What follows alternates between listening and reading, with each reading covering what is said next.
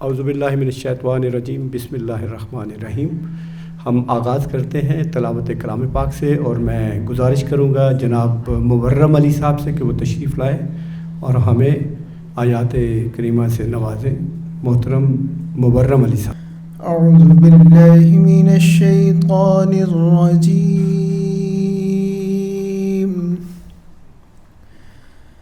بسم اللہ الرحمن الرحیم۔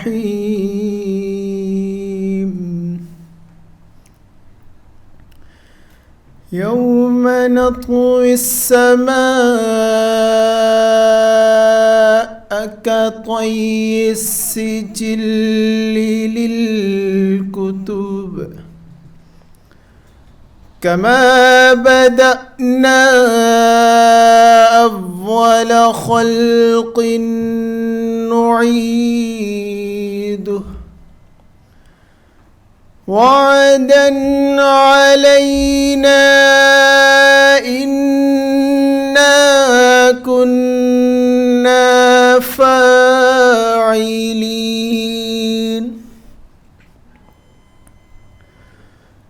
وَلَقَدْ كَتَبْنَا فِي الزَّبُورِ مِن بَعْدِ الذِّكْرِ أَنَّ الْأَرْضَ يَرِثُهَا عِبَادِيَ الصَّالِحُونَ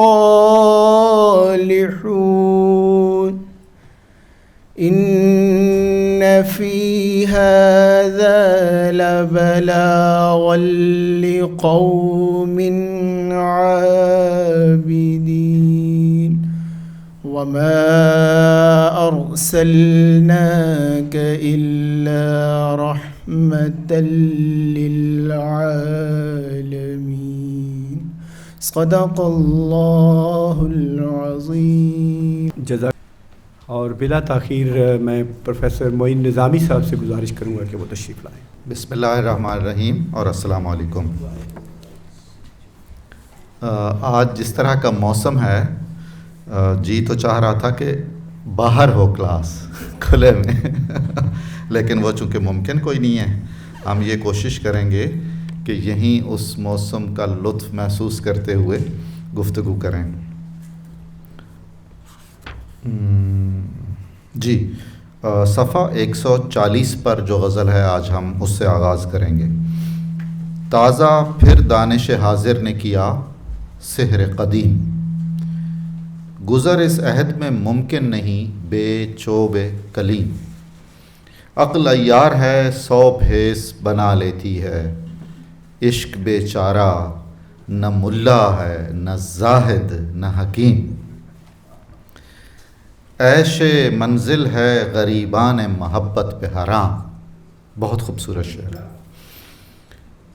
غزل کے بڑے شعروں میں غزل کی جو روایت ہے اور اس میں جو موضوعات در آتے ہیں اس کا ایک بڑا شعر ہے یہ۔ عیش منزل ہے غریبان محبت پہ حرام، سب مسافر ہے یہاں قوما ہونا چاہیے، بظاہر نظر آتے ہیں مقیم۔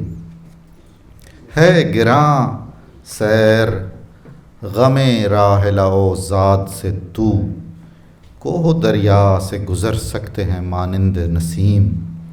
مرد درویش کا سرمایہ ہے آزادی و مرگ، ہے کسی اور کی خاطر یہ نصاب زر و سیم۔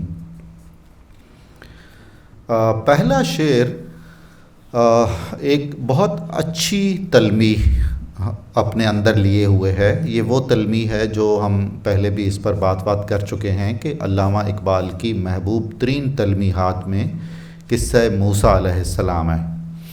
اس میں طور ہے اور ساتھ میں جو معجزات موسوی ہیں، کیونکہ حضرت موسیٰ ایک ایسے نبی کے طور پر ہماری تاریخ میں ہمیشہ زندہ رہیں گے۔ وہ تو ویسے بھی زندہ رہیں گے، لیکن خاص طور پر یہ بات ان کی بہت جو پسندیدہ ہے اقبال کے لیے بھی، اور جسے بہت ہائی لائٹ بھی ہمیشہ کیا جاتا رہا، وہ یہ ہے کہ انہوں نے ایک مظلوم اور بے کس اور بے بس امت کو، قوم کو اکٹھا بھی کیا، اور جو صدیوں سے غلامی کی چکی میں پس رہے تھے انہیں شعور آزادی بھی دیا اور ان کی مناسب قیادت اور رہنمائی بھی کی، اور الٹیمیٹلی انہیں ایک زندہ اور جیتی جاگتی قوم کے طور پر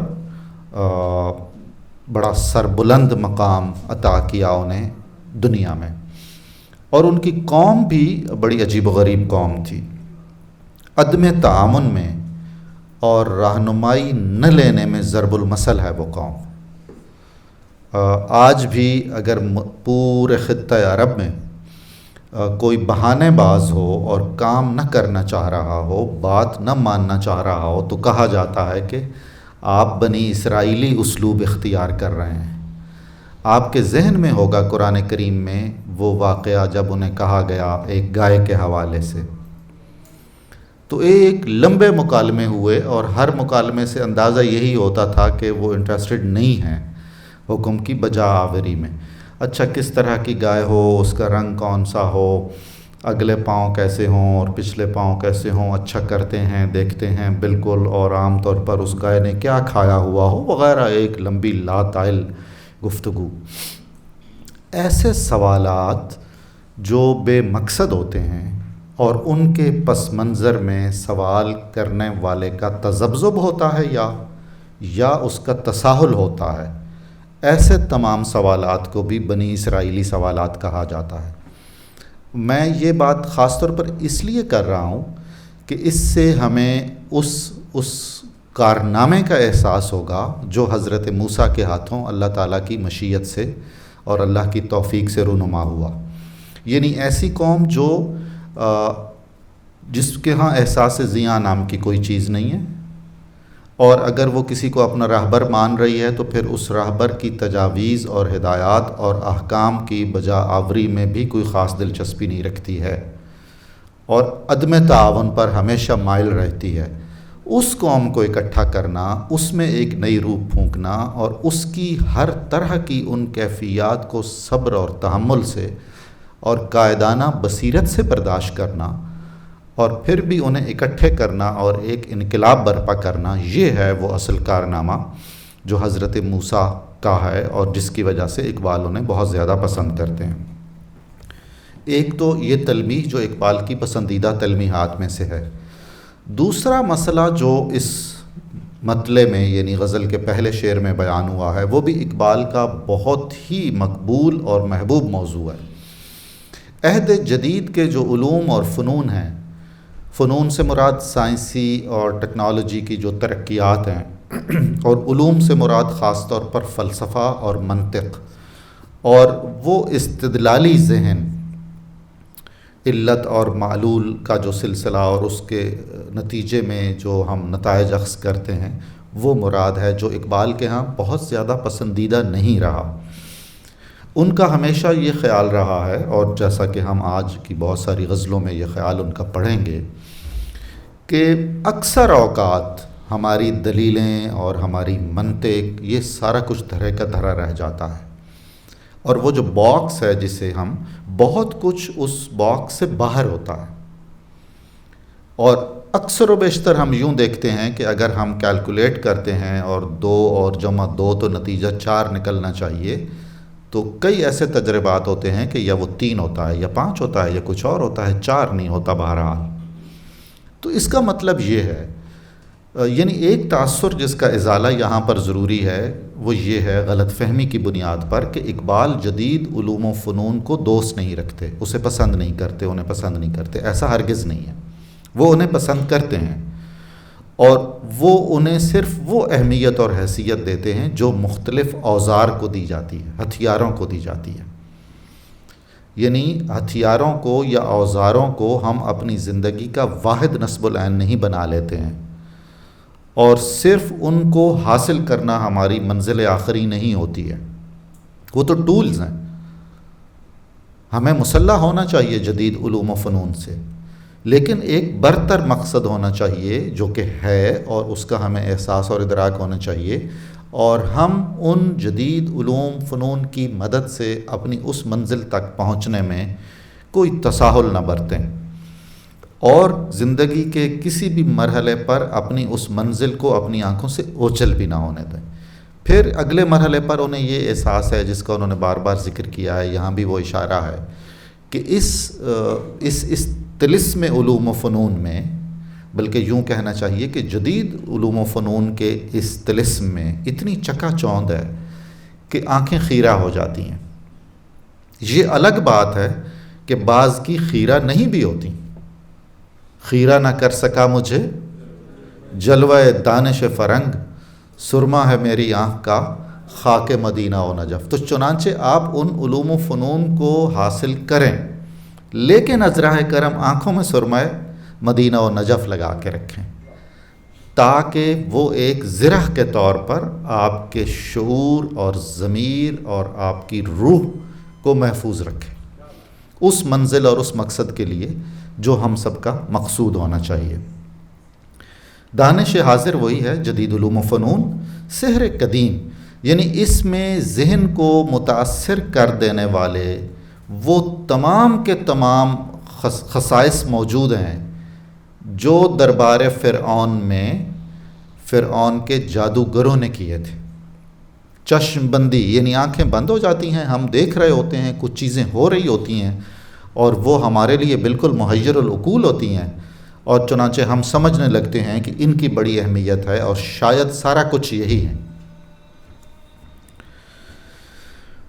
یہ جو نئے علوم و فنون ہیں، انہوں نے ایک ایسی فضا تخلیق کر دی ہے، بالکل وہی فرعونی فضا، اور حقیقت یہ ہے کہ اس سارے جدید علوم اور فنون کے چکر میں اصلی علم اور اصلی فن کے ساتھ اخلاص والا معاملہ شاید بہت کم ہے، بلکہ اس کے پیچھے بہت ساری استعماری خواہشات ہیں اور سرمایہ داری نظام کو تقویت دینے کے بہت سارے ایسے منصوبے ہیں جو بظاہر ہماری ذہن میں نہیں آتے ہیں اور ہماری نظر سے اوجھل رہتے ہیں، اور ہم مبہوت ہو جاتے ہیں کہ جناب کمال ہے، کیسی انسانی مساوات ہے، کیا عدل و انصاف ہے، کیا فلاحی معاشرہ ہے، اور وغیرہ وغیرہ، اور علم کے یہ نکات اور یہ اسرار و رموز تو ہم پر منکشف ہی کوئی نہیں ہوئے تھے، ہم تو صدیوں پرانے علوم و فنون میں لگے ہوئے ہیں، اصل علم اور فن تو یہ ہے، تہذیب تو یہ ہے، ثقافت تو یہ ہے،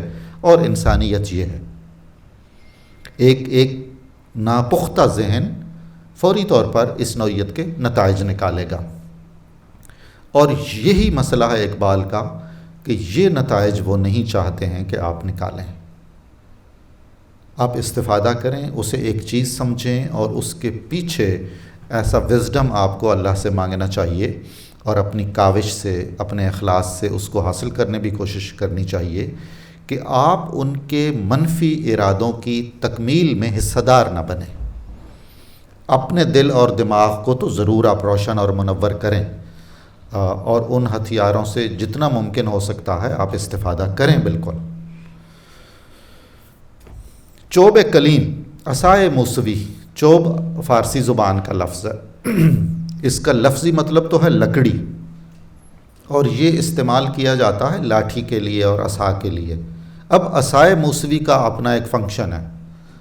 عصائے موسوی قرآن ہمیں بتاتا ہے کہ جب وہ سانپ اور سپولیے بنے فرعون کے جادوگروں کے چھوڑے ہوئے منتروں اور جادوؤں سے، تو اللہ کے حکم سے حضرت موسیٰ نے عصا رکھا اپنا، وہ اژدہا بنا اور اس نے ان سب کو نگل لیا۔ یہ جو عصائے موسوی ہے اقبال کے یہاں بعین ہی یہ وہی چیز ہے جس کو وہ سرمہ مدینہ و نجف بھی کہتے ہیں، یعنی روح کی حرارت، روح کی زندگی، اور اخلاص اور سوز اور درد اور گداز، اور اپنی اصل سے یعنی روح اسلام سے وابستگی، یہ چوب کلیم ہے۔ یعنی ہمیں معلوم ہونا چاہیے کہ یہ پوری کائنات، اس میں صرف عقل کی کار فرمائی نہیں ہے، بلکہ دل ایک جیتی جاگتی ہستی ہے، اور اس کے کچھ اپنے معاملات ہیں اور اس کی کچھ اپنی اہمیت ہے۔ عقل عیار ہے، آگے ایک طرح سے اس کی توسیع ہے یا اسی کا تسلسل ہے۔ 100 بھیس بنا لیتی ہے، عشق بیچارہ نہ ملا ہے نہ زاہد نہ حکیم۔ حکیم یہاں فلسفی کے معنوں میں ہے۔ ہمارے ہاں سب کانٹیننٹ میں، خصوصاً پنجاب میں، جو روایتی طبیب ہوتے تھے، معالج ہوتے تھے، ان کو بھی حکیم کہا جاتا تھا، اور وہ حکیم اس لیے کہا جاتا تھا کہ اس فن کا نام حکمت ہم نے رکھا ہوا تھا. وہ جو طبیب والا علم تھا اس کو ہم حکمت کہتے تھے. یہاں حکیم سے مراد فلسفی ہے، اور فلسفی بھی جس کے پاس چوب کلیم نہیں ہے، جس کی آنکھوں میں سرمہ مدینہ و نجف نہیں لگا ہوا ہے، وہ فلسفی جو محض فلسفے کو ہی اپنی آخری منزل جان رہا ہے اور اسی کی بھول بھلائیوں میں گم ہے اور اسی میں لطف اندوز ہو رہا ہے اور سرگرداں ہے. اور اس آج کل کے نام نہاد دانشور، بالکل بہت محترم نام. باقی دو بھی ہیں، ملا اور زاہد.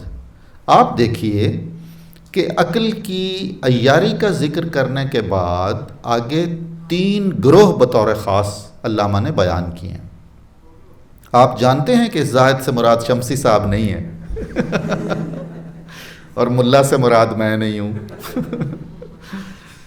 جی، عقل اور عشق کا تقابل یا عقل اور دل کا تقابل، موازنہ ان کا آپس میں، یہ اقبال کے جوانی سے، آغاز جوانی سے یہ موضوع ان کے پیش نظر رہا اور زندگی کے آخری مرحلے تک رہا. اس میں اقبال سے پہلے جو ہمیں سب سے زیادہ کام نظر آتا ہے کہ جس شخص نے اس موضوع پر سب سے زیادہ لکھا ہے وہ جلال الدین رومی ہے، جن کا اقبال کے فکر اور فن پر سب سے گہرا اثر ہے.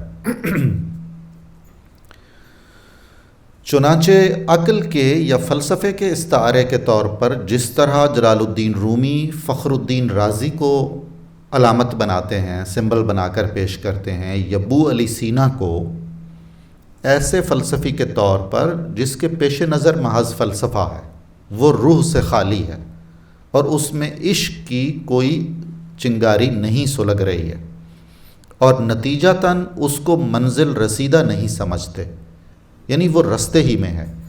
یہ روایت بھی مولانا رومی سے منتقل ہوئی اقبال کو، اور پھر عقل اور عشق کا موازنہ بھی جس طرح سے رومی نے کیا ہے اس طرح سے، بلکہ اس میں کچھ اضافے کے ساتھ ہمیں اقبال کے ہاں ملتا ہے. یہاں پھر مجھے یہ عرض کرنا ہے کہ رومی ہو یا اقبال، یہ تاثر لینا کہ یہ عقل کے خلاف ہیں، یہ بہت بڑی غلط فہمی ہوگی، علمی غلط فہمی بھی ہوگی اور بہت گمراہ کن خیال ہوگا. یہ کوئی مسلمان جو سچے دل سے مسلمان ہے، اچھا مسلمان ہے، وہ عقل کی اہمیت سے انکار نہیں کر سکتا، وہ تفکر کی اہمیت سے اور تدبر کی اہمیت سے انکار نہیں کر سکتا، کیونکہ جب وہ قرآن کریم کی تلاوت کرے گا تو تھوڑے تھوڑے وقفے کے بعد اسے ایسی کوئی آیت نظر آئے گی کہ تمہیں فکر کرنا چاہیے، غور و فکر کرنا چاہیے، تمہیں بہت گہری سوچ اختیار کرنی چاہیے اس موضوع پر. افلا یتدبرون، تم غور و فکر کیوں نہیں کرتے ہو، سوچتے کیوں نہیں ہو؟ جتنے مذاہب عالم ہیں پرانے، ان میں اسلام کا امتیاز یہ رہا ہے کہ اس نے غور و فکر کو اور فہم و فراست کو بہت اہمیت دی ہے، اور تفکر اور تدبر عبادت میں شریک ہے اسلام میں، بشرطے کہ اس کے مقاصد متعین ہوں.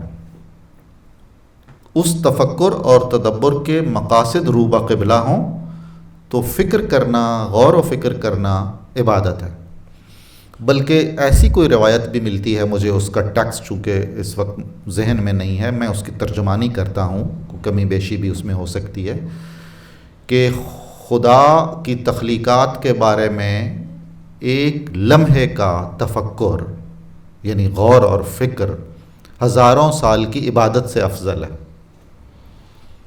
کیونکہ عبادت کا اپنا ایک درجہ اور ایک کمال ہے اور اس کی اپنی اہمیت ہے، لیکن تفکر سے تو کچھ نتائج نکلیں گے جو دوسروں کے لیے راہبری کریں گے اور کام آئیں گے، لہٰذا اس کی افضلیت تو مسلم ہوئی. جہاں کہیں بھی آپ دیکھیں گے صوفی تھاٹ ہے، صوفی شعراء ہیں، پنجابی ہو، سندھی ہو، عربی ہو، فارسی ہو، جتنی بھی اوریجنل لینگویجز ہیں، تو جب آپ کو علم کے خلاف کوئی بات نظر آئے گی یا عقل کے خلاف کوئی بات نظر آئے گی تو وہ واضح طور پر معلوم ہونا چاہیے کہ یہ منفی علم کے بارے میں اور ناکافی عقل کے بارے میں بیان کی جا رہی ہے. یہ کوئی محاذ آرائی نہیں کی جا رہی. مثلا بلے شاہ جب کہتے ہیں کہ علموں بس کریں او یار، تو اس کا مطلب ہے کہ اس سے آگے بھی تو جاؤ نا کچھ. مطلب میں اکثر لبرلز یا اس طرح کے جدید ذہن رکھنے والے دانشوروں میں اٹھتا بیٹھتا ہوں تو ایک مصرع بلے شاہ کا وہ نہیں کوٹ کرتے ہیں بالکل. انہوں نے کہا ہے کہ میں پا پڑھیاں تو نسدہ ہاں. قرآن کریم کا ایک پارہ ہے نا، تو اس کے 4 حصے ہیں، ہر حصے کو پاؤ کہتے ہیں جی. یعنی جس کے پاس ٹوٹا پھوٹا ناکافی علم ہے اور وہ اپنے آپ کو عقل کل سمجھتا ہے اور سب سے افضل عالم جانتا ہے، اور پھر وہ حیات و کائنات، انسان اور آخرت کے بارے میں گل افشانی گفتار بھی کرتا ہے، تو مجھے حیرت بھی ہوتی ہے، کوفت بھی ہوتی ہے، اور میں اس سے بیزار بھی ہوتا ہوں. ہم نہیں قائل کر سکتے ہیں ایسے تمام لوگوں کو کہ بھائی یہ ساری علامتیں ہیں. مطلب اگر بلے شاہ کو ایسا ہم پورٹرے کریں کہ جی وہ شب و روز ناچتے ہی رہتے تھے اور بالکل انہیں اسلامی چیزوں سے بہت سخت کوفت ہوتی تھی، ہرگز نماز نہیں پڑھتے تھے، روزہ نہیں رکھتے تھے، ایسی کوئی علامتیں اپنے قریب نہیں آنے دیتے تھے، تو ہم بعین ہی وہی کام کر رہے ہیں جو ویسٹ نے رومی سے کیا ہے. مطلب 26,000 اشعار کی مثنوی مانوی ویسٹ کو کوئی لمبی چوڑی دکھائی نہیں دیتی ہے. اور مطلب مسئلہ یہ ہے کہ وہ تو ٹھیک کر رہے ہیں سارے لوگ، ہر کوئی اپنے اپنے حساب کتاب سے. وہ لوگ جو دوسری فکر کے ہیں، یعنی یوں کہہ لیجئے پرانے ہیں یا روایتی ہیں یا مذہبی ہیں، وہ کر رہے ہیں اپنا کام کہ نہیں. دوسروں سے تو نہیں غرض ہونی چاہیے. ایک آدمی ایک نقطہ نظر کا ہے تو وہ تو اپنے نقطہ نظر سے چیزیں الگ کر کے سیاق و سباق سے کاٹ کے پیش کر رہا ہے، تو وہ تو اپنے کام میں بہت مخلص ہے اور لگا ہوا ہے بالکل. تو مسئلہ یہ ہے کہ دوسری فکر والے جب تک ان ساری چیزوں سے آگاہ نہیں ہوں گے اور چیزوں کو کلی طور پر نہیں دیکھیں گے، وہ نتائج پھر اسی طرح ہی رہیں گے. یہ ایک ضمنی بات میں نے آپ سے عرض کی ہے. وہ جو اقبال نے کہا گزر جا عقل سے آگے کہ یہ نور چراغ راہ ہے منزل نہیں ہے، مطلب نفی نہیں کی، صرف یہ کہا کہ یہ حرف آخر نہیں ہے، یہ تو ایک ٹارچ ہے آپ کے پاس، تو اس کا مقصد ہے رستہ دکھانا، اس کی رہنمائی میں، اس کی روشنی میں آپ آگے بڑھیے. تو وہ جو منزل ہے اس کا تعین تو آپ اور ہم نے خود کرنا ہے. دل بینا بھی کر خدا سے طلب، آنکھ کا نور دل کا نور نہیں. یہ وہ عقل ہے اور عشق ہے. انہوں نے اتنی زیادہ یہ باتیں کی ہیں کہ آپ سب کو، ہم سب کو یاد ہیں وہ ان کے اشعار، اور ان کے نقطہ نظر سے ہم پوری طرح آگاہ بھی ہیں. بے خطر کود پڑا عقل ہے محو تماشائے لب بام ابھی. اس لیے کہ وہ جو ایثار کا مرحلہ جب آتا ہے یا نفع نقصان سے بالا تر ہو کر اقدام اور کچھ کر گزرنے کا معاملہ آتا ہے، تو جو صرف عقل کے پجاری ہیں وہ حساب سود و زیاں میں پھنسے رہتے ہیں، اور وہ نتائج کیلکولیٹ ابھی کر رہے ہوتے ہیں، اس میں اتنا فائدہ ہے اور اس میں اتنا فائدہ ہے، اور جمع کریں اور ضرب کریں اور تقسیم کریں تو کیا نتیجہ نکلتا ہے. اتنے میں وہ ہو چکا ہوا ہوتا ہے کام جو ہونا ہوتا ہے. اب یہ نقطہ بہت اہم ہے جو ملا، زاہد اور حکیم کے حوالے سے اقبال نے یہاں بیان کیا. ہم جانتے ہیں کہ انہوں نے ان تمام طبقوں پر بڑی شدید تنقید کی ہے جو مؤثر ہو سکتے ہیں لوگوں کے ذہنوں پر، جس میں ایک مذہبی پیشوائی ہے، وہ فقہی اور دینی ہو تو وہ ایک عالم دین ہے، اور اگر وہ روحانی ہو تو وہ ایک پیر ہے، وہ ایک مفتی ہے، وہ ایک صاحب خانقاہ ہے، ایک شیخ طریقت ہے، وہ ایک جاگیردار ہے کیونکہ اس کا اثر رسوخ ہے، اور وہ کچھ اس کے کام والے ہیں، کچھ مزارعین ہیں، کسان ہیں جن پر وہ اثر انداز ہو سکتا ہے۔ یہ بحیثیت ادارہ ذکر ہے ان اشخاص کا۔ ملا سے مراد ہے ملائیت، اور زاہد سے مراد ہے خانقاہیت، اور حکیم سے مراد ہے جدید علوم و فنون کے نام نہاد دانشور، جیسا کہ انہوں نے فرمایا ہے۔ یہ سارے کے سارے اکثر و بیشتر اب جو کچھ کر رہے ہیں اس کو اگر ایک لفظ میں اقبال کے حوالے سے خلاصہ کریں تو وہ عقل کی عیاری ہے اور اس کی کرشمہ سازی ہے۔ یعنی یہ اپنے فرائض پورے نہیں کر رہے ہیں اور اخلاص کے اس درجے پر فائز نہیں ہیں جس درجے پر انہیں فائز ہونا چاہیے تھا۔ چنانچہ وہ کہتے ہیں کہ اذان تو موجود ہے، روح بلالی نہیں ہے، فلسفہ، فکر، حکمت موجود ہے، لیکن اس میں رنگ غزالی کوئی نہیں ہے۔ وہ ساری رسمیں بن گئی ہیں اور محض ایک کارروائی ہو رہی ہے، اور جو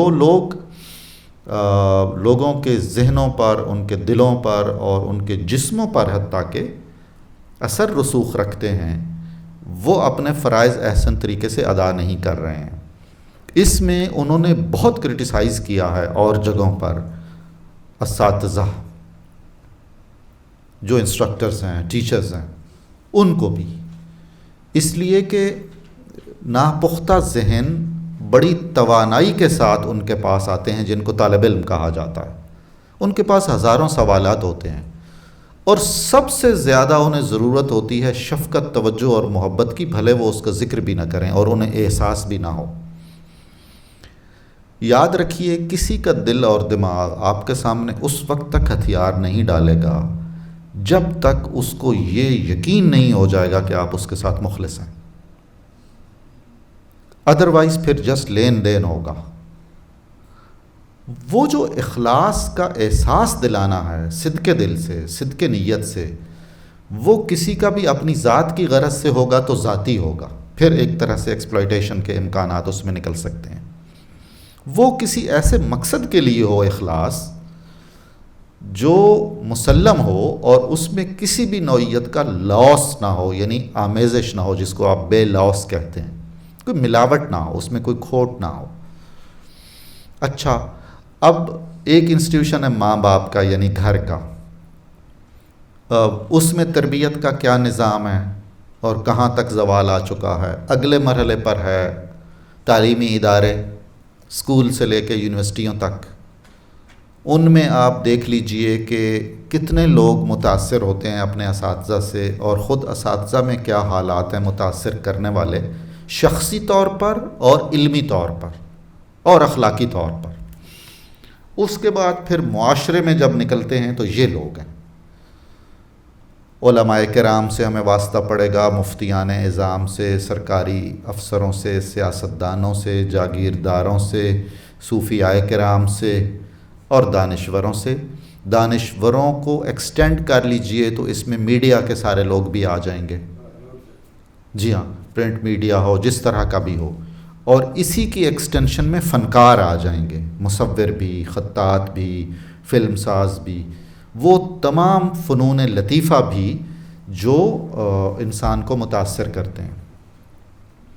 یہ سارے اپنا کام نہیں کر رہے ہیں، یہ سارے یا تو کاروبار کر رہے ہیں یا محض ایک گورکھ دھندا، اس لیے کہ بچوں کی ایک ذہنیت یہ ہوتی ہے کہ وہ پہیلیوں اور گورکھ دھندوں اور پزل سے بھی متاثر ہوتے ہیں، تو ساری زندگی ان کو اگر پزلز میں ہی گھماتے رہنا ہے اور بھول بھلیوں میں ہی ڈالے رکھنا ہے اور کوئی نتیجہ اور سراغ انہیں لگنے نہیں دینا ہے، تو اٹ مینس کہ یہ انسٹیٹیوشن سارے اپنا اصلی بنیادی کام نہیں کر رہے ہیں۔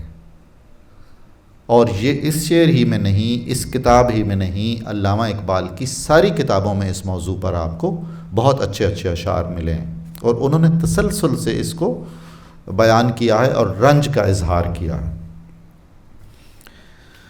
عیش منزل ہے غریبان محبت پہ حرام۔ غریب مسافر کو کہتے ہیں اور اجنبی کو، عربی اور فارسی میں۔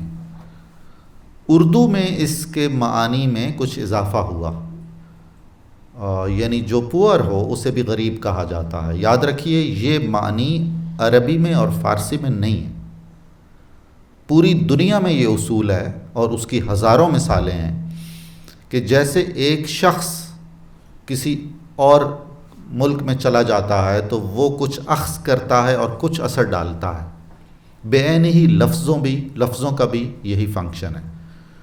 لفظ جب انہیں کوئی اور زبان اقامہ دے دیتی ہے، نیشنلٹی دے دیتی ہے، تو اس میں یا تو سارے وہی معانی رہتے ہیں جو اس کے اصلی زبان میں ہیں، ایک شکل یہ ہے۔ دوسری صورت یہ ہے کہ اصلی زبان میں موجود اس کے معانی میں کچھ کمی کر دیتی ہے۔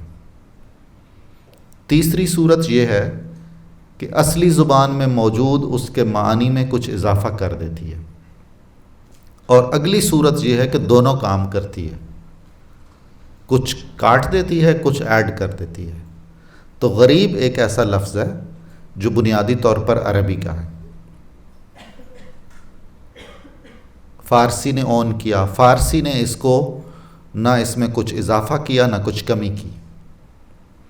اگلے مرحلے پر جب یہ فارسی سے ہماری سرزمین میں آیا تو ہم نے اس کے معنی میں کمی نہیں کی، اضافہ کیا۔ اب اگر کسی عرب اور ایرانی کو آپ غریب کہیں گے، یعنی میں غریب ہوں اور آپ کہنا چاہ رہے ہیں کہ میں پور ہوں، تو وہ نہیں سمجھے گا، وہ سمجھے گا کہ آپ مسافر ہیں، اس شہر میں نئے ہیں اس جگہ پر، تو وہ وہی معنی لے گا، اس کے لیے وہ معنی ہیں ہی نہیں جو ہمارے ہاں موجود ہیں۔ غریب اگرچہ ہیں راضی کے نکتہائے دقیق، علامہ کا مصرع ہے۔ امام فخر الدین رازی نے تفسیر کبیر میں، جو ان کی بہت مشہور تفسیر ہے، جو تفسیری نکتے بیان کیے ہیں وہ بہت نادر و نایاب ہیں، بہت اہم ہیں اور عجیب ہیں۔ عجیب و غریب آپ اسی لیے استعمال کرتے ہیں اکٹھا۔ غریب جسے دیکھا ہوا نہ ہو، جو اجنبی ہو، جو نیا ہو، جو نامانوس ہو۔ جو محبت کے مسافر ہیں ان کے لیے تو کوئی منزل نہیں لکھی ہوئی ہوتی، وہ تو چلتے رہنا ان کی محبت، ان کی منزل ہے۔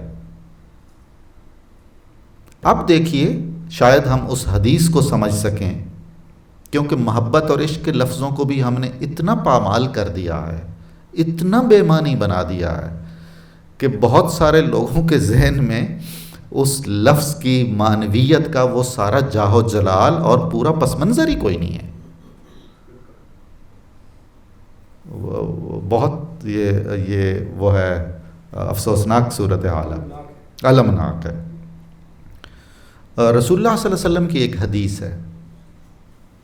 اچھا، مجھے تو کوئی بھی ٹیکسٹ ہو، اور میرا فیلڈ چونکہ مشرقیات سے متعلق ہے، تو میں تو اس ٹیکسٹ کو اس کی روایت میں رکھ کر پڑھنے یا اس پر گفتگو کرنے کا عادی ہوں، اور میں سمجھتا ہوں کہ یہی انصاف ہے۔ افتخار عارف صاحب کا آپ نے نام سنا ہے، بہت اچھے شاعر ہیں، ان کا ایک شعر سنیے، کمال ہے، کیونکہ وہ بھی روایت کے آدمی ہیں۔ میں نے قرآن کی تفسیر میں سیرت کو پڑھا، میں نے قرآن کی تفسیر میں سیرت کو پڑھا، اگلی بات بڑی امپورٹنٹ ہے، نور کو دائرہ نور کے اندر رکھا، یعنی اس کی اصلی روایت اور اصلی مقام سے جوڑ کے اس سے اخذ کیے ہیں نتائج۔ یعنی علامہ اقبال کو اگر کچھ ایسے فلسفیوں کے فرمودات کی روشنی میں اگر ہم پڑھیں گے جنہوں نے اقبال کو پڑھا ہی نہیں ہے، اور جن کی فکر کا اقبال کی فکر سے دور کا تعلق ہی کوئی نہیں ہے، اور وہ فکر اقبال کی روایت کے دانشور نہیں ہیں، تو ہم اس سے کیا نتائج نکالیں گے؟ چنانچہ بہت ہائر لیول پر اس نوعیت کے مطالعات کی اپنی ایک اہمیت اور افادیت ہوتی ہے، بہت سارے نکات سامنے آتے ہیں۔ بنیادی طور پر ہمیں ہر ٹیکسٹ کو اس کے اپنے جغرافیے، اپنی تاریخ، اپنی فضا، اپنی سرزمین، اپنی ثقافت اور اپنے پورے تہذیبی رچاؤ میں رکھ کے سمجھنا اور سیکھنا ہے۔ اقبال کے فکری سرچشموں میں چونکہ قرآن، حدیث، فقہ، تاریخ اسلام اور فلسفہ اسلام اور تصوف ہیں، تو ہم اسی تناظر میں اسے دیکھیں گے تو ہم اس کی بہتر تفہیم کے قریب رہیں گے۔ نبی کریم نے فرمایا ہے کن فی الدنیا کأنک غریب، یہ لفظ ہے وہی، دنیا میں یوں رہو جیسے مسافر ہو، مسلم حدیث ہے۔ اب مسافر تو میں اکثر کہتا ہوں، میں اس حدیث شریف پر جب بھی سوچتا ہوں بڑی حیرتناک مجھے بہت ہوتا ہے، عجیب ہے۔ جو مسافر ہے اس نے تو کہیں رک بھی جانا ہے، 2 دن 4 دن 15 دن 20 دن، پھر آگے بڑھ جانا ہے۔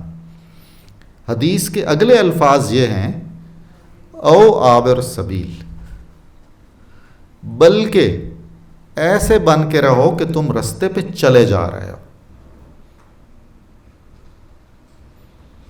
اب آپ یہ دیکھیے، حضرت سلمان فارسی اقبال کی محبوب ترین شخصیتوں میں سے ہیں، اور اقبال کی محبوب ترین شخصیتوں کے 4-5 اوصاف ہیں، جس میں وہ اوصاف ہوں سمجھیں وہ اقبال کا محبوب ہے، اور وہ اقبال کے دل اور دماغ سے نکل نہیں سکتا ہے۔ آپ سمجھ رہے ہیں کہ حضرت سلمان میں کیا اوصاف ہوں گے۔ حضرت سلمان سے ان کے وقت آخر میں چند اصحاب ملنے گئے اور وہ شدت سے رو رہے تھے، تو ان میں سے مزاج پرسی کے لیے آنے والے لوگوں میں سے ایک صاحب نے ان سے کہا کہ اے سلمان، آپ تو رسول اللہ صلی اللہ علیہ وسلم کے صحابی ہیں اور آپ کے بڑے فضائل ہیں، نبی کریم نے واحد آپ کو کہا ہوا ہے کہ سلمان ہم اہل بیت میں سے ہے، اور نبی صلی اللہ علیہ وسلم نے آپ کو بشارت دی ہوئی ہے جنت کی، اور آپ کے فضائل میں اتنی بار رسول اللہ نے ارشادات فرمائے ہیں کہ حضرت علی کے علاوہ کسی صحابی کے بارے میں اتنے فضائل نہیں بیان فرمائے، تو آپ موت سے ڈر رہے ہیں؟ سوال بہت محبت اور خلوص سے کیا گیا تھا اور سمجھنے کے لیے کیا گیا تھا۔ تو حضرت سلمان نے کہا نہیں، میں موت سے نہیں ڈر رہا۔ وہ رسول اللہ صلی اللہ علیہ وسلم کے لیے لفظ خلیل یا حبیب استعمال کرتے تھے ساری زندگی، چنانچہ یہ بھی سنت ہے، صحابی کی سنت ہے، اور یہ رسول اللہ صلی اللہ علیہ وسلم کی زندگی ہی میں وہ اس لفظ کا آپ کے لیے استعمال کرتے تھے۔ وہ کہتے تھے کہ میرے خلیل نے، میرے حبیب نے مجھے یوں فرمایا تھا جب حدیث بیان کرتے تھے۔ تو انہوں نے کہا کہ میرے خلیل نے مجھ سے وعدہ لیا تھا کہ مسافر بن کے رہنا ہے، تو میں تو یہ میرے آس پاس اتنی دنیا میں نے اکٹھی کی ہوئی ہے، میرا کیا بنے گا، میں کیسے سامنا کروں گا رسول اللہ سے کہ ان کے وعدے کو میں نے نبھایا ہے یا نہیں نبھایا۔ اور یہ بیان کیا جاتا ہے کہ جب ان کے ارد گرد دیکھا گیا تو 2-4 پرانی چیزیں تھیں، کچھ لوٹا تھا، مسلح تھا، کوئی عصا تھا، ایسی چیزیں تھیں، اور اس کو وہ دنیا میں آلودگی سمجھ رہے تھے اور وعدہ خلافی جان رہے تھے کہ جو نبی صلی اللہ علیہ وسلم نے ان سے وعدہ لیا تھا وہ شاید اس معیار پر پورا نہیں اتر سکے۔ تو اس کیفیت سے ظاہر ہے سب کی آنکھوں میں آنسو آ گئے، اور سب نے ان کے ایثار اور اخلاص کو خراج تحسین بھی پیش کیا، اور یہ دیکھا کہ ایک صحیح تربیت یافتہ اور فیض یافتہ اور پیغام کی روح کو جاننے والا شخص کیسا ہوتا ہے۔ آپ کو معلوم ہونا چاہیے کہ حضرت سلمان فارسی ابھی مجھے ضرورت نہیں ہے، اچھا وہ ریکارڈنگ وغیرہ کے لیے ٹھیک، دیکھیے کیا کیا مسائل ہیں۔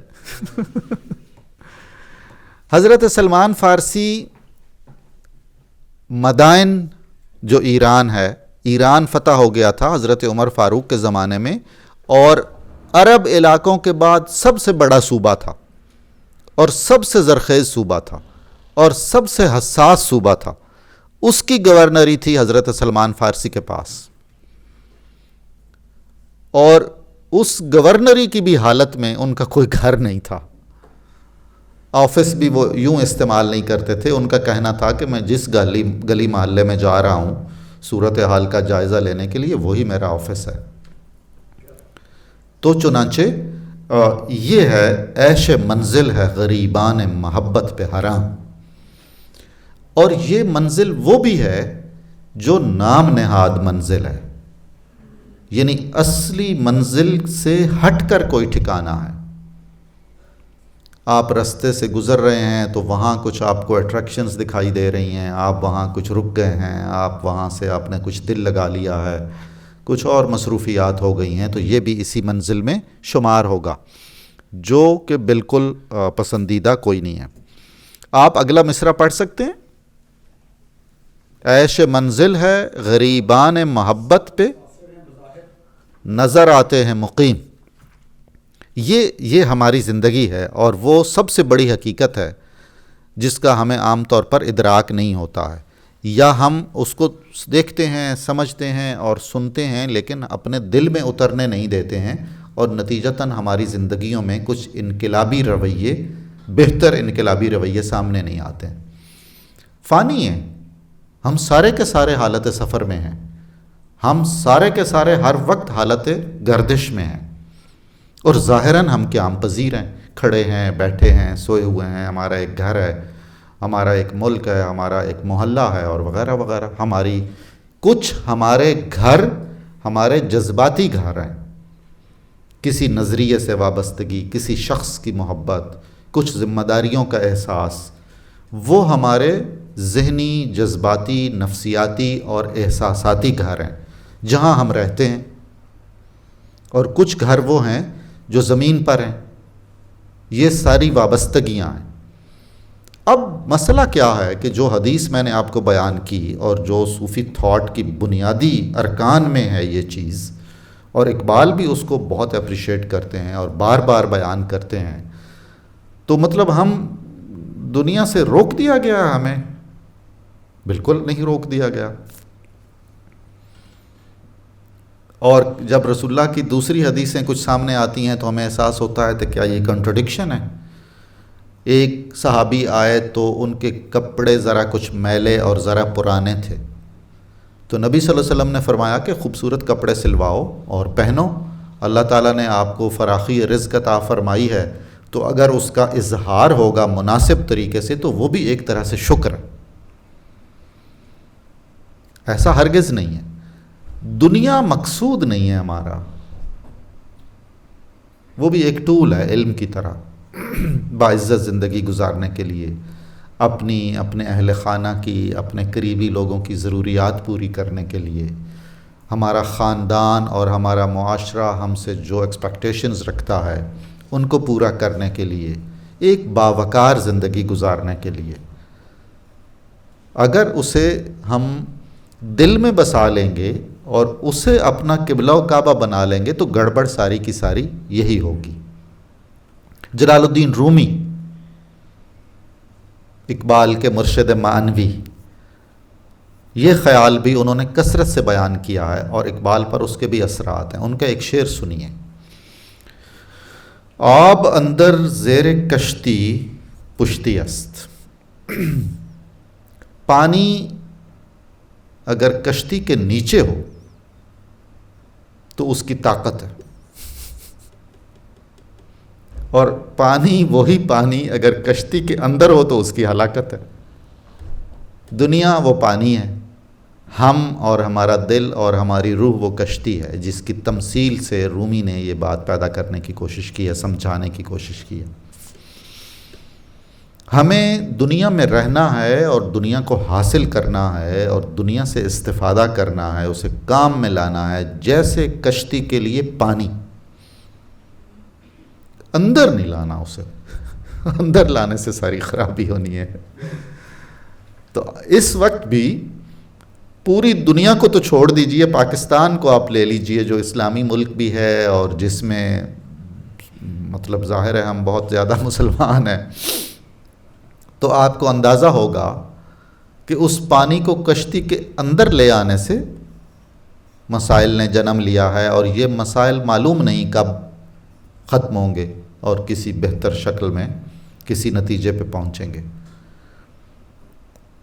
انفرادی طور پر بھی اور اجتماعی طور پر بھی ہمیں دنیا سے فائدہ اٹھانا ہے، محض اس لیے کہ ہم اپنے مقصد کی طرف بڑھ سکیں۔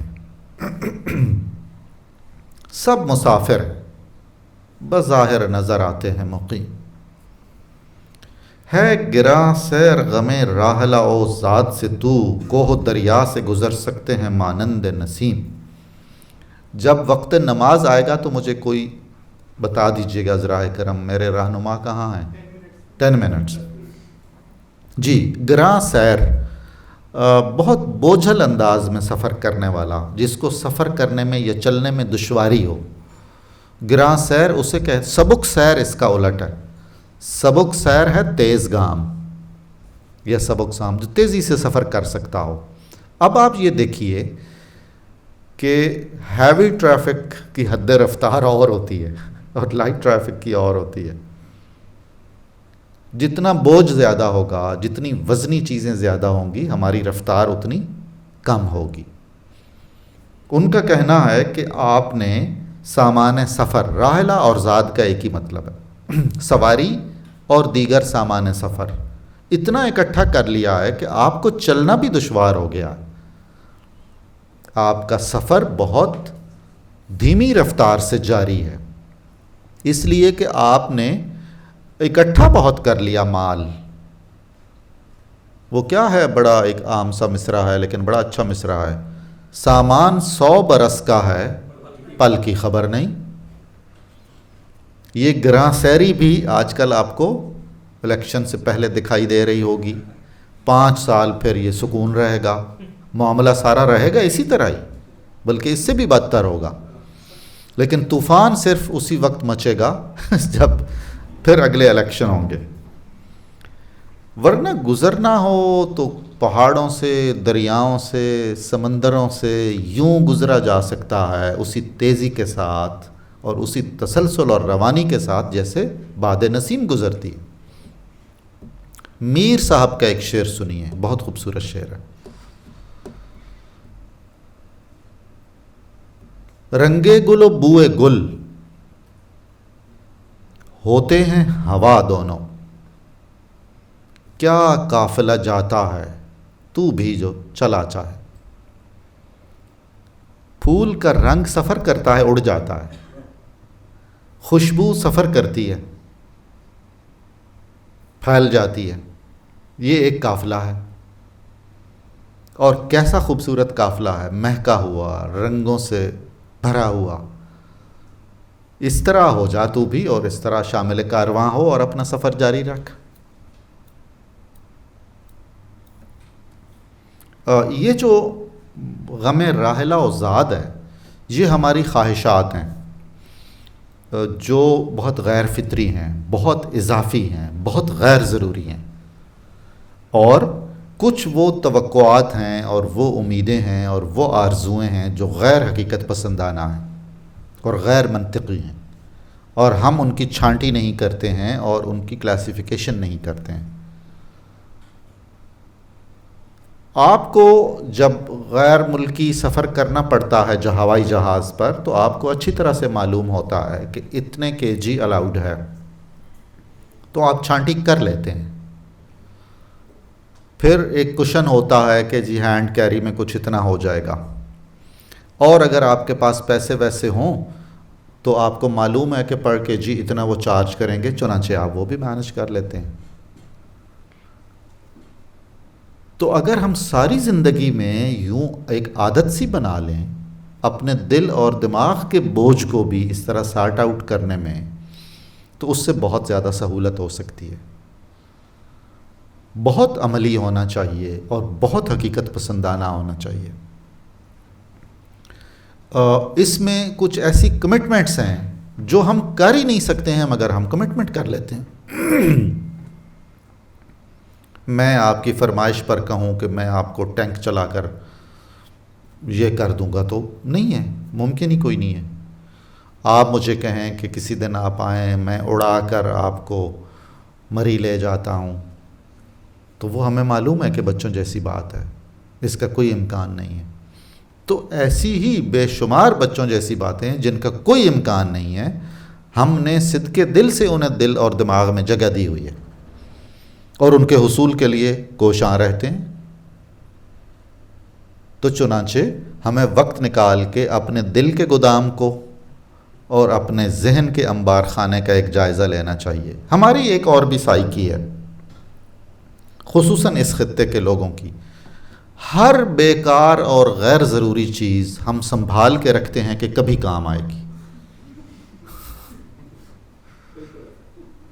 نہیں ریئلی، میں مذاق نہیں کر رہا، میں خود اس کا شکار ہوتا ہوں۔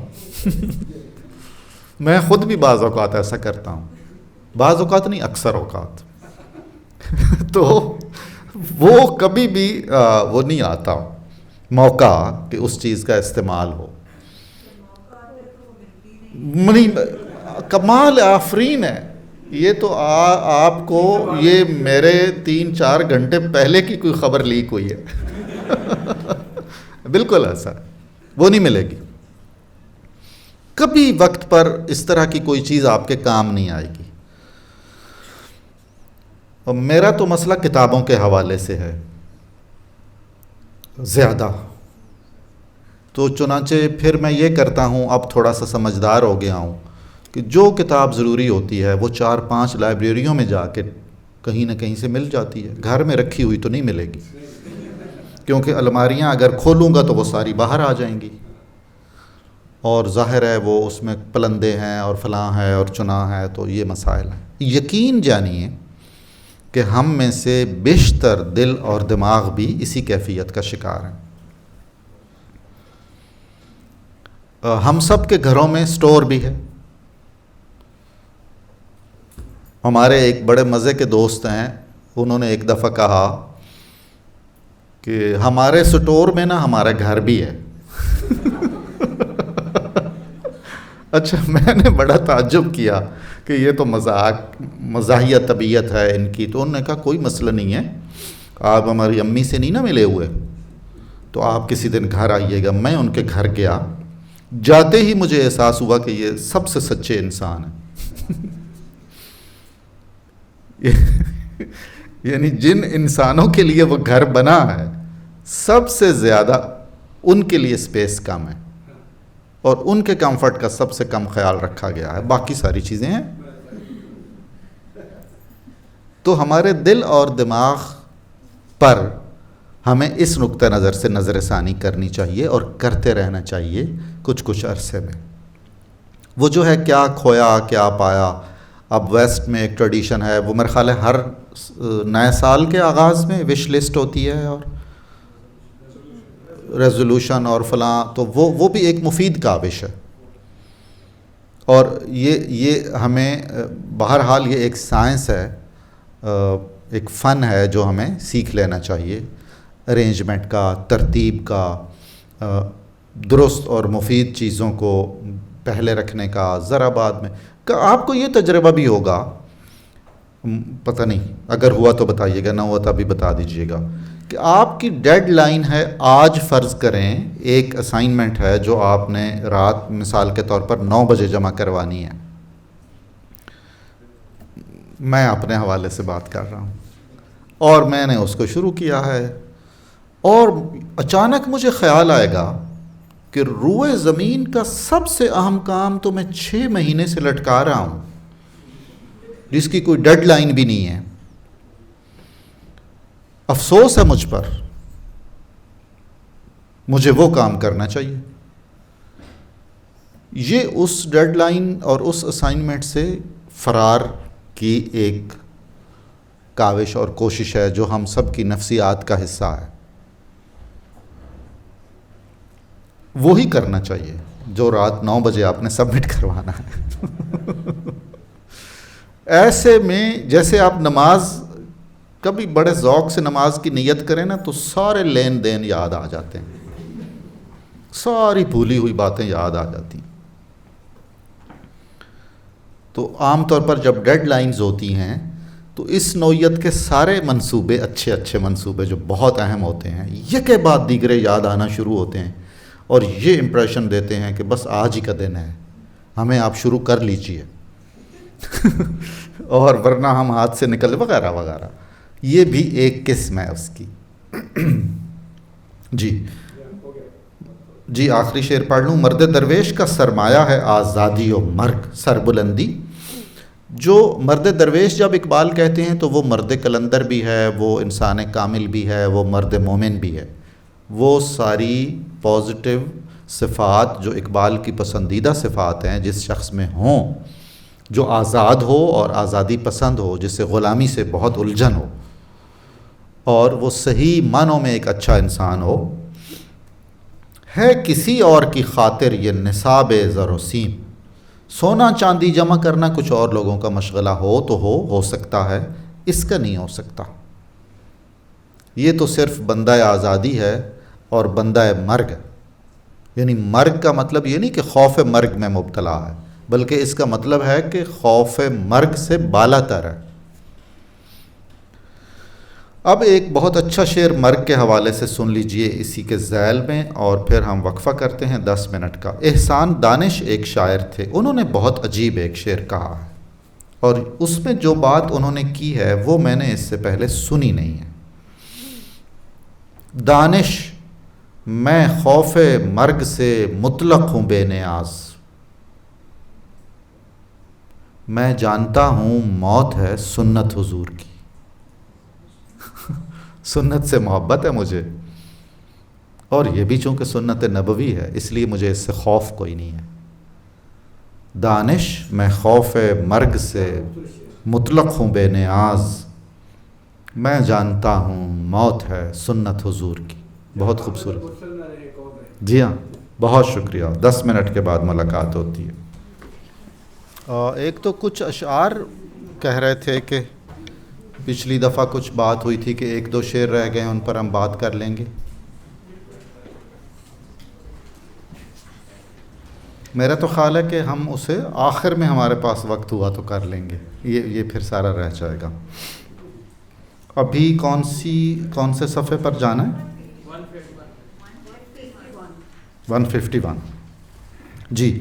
رہا نہ حلقہ صوفی میں سوز مشتاقی، فسانہ ہائے کرامات رہ گئے باقی. خراب کوشک سلطان و خانقاہ فقیر، فغاں کے تخت و مصلی کمال زراقی. یہ رزاقی نہیں، ہم نے روا روی میں پڑھنا زراقی. کرے گی داور محشر کو شرمسار ایک روز، کتاب صوفی و ملا کی سادہ اوراقی. بہت خوبصورت ہے. نہ چینی و عربی وہ نہ روبی و شامی، سما سکا نہ دو عالم میں مرد آفاقی. میں شبانہ کی مستی تو ہو چکی، لیکن کھٹک رہا ہے دلوں میں کرشمہ ساقی. چمن میں تلخ نوائی میری گوارا کر، کہ زہر بھی کبھی کرتا ہے کار تریاقی.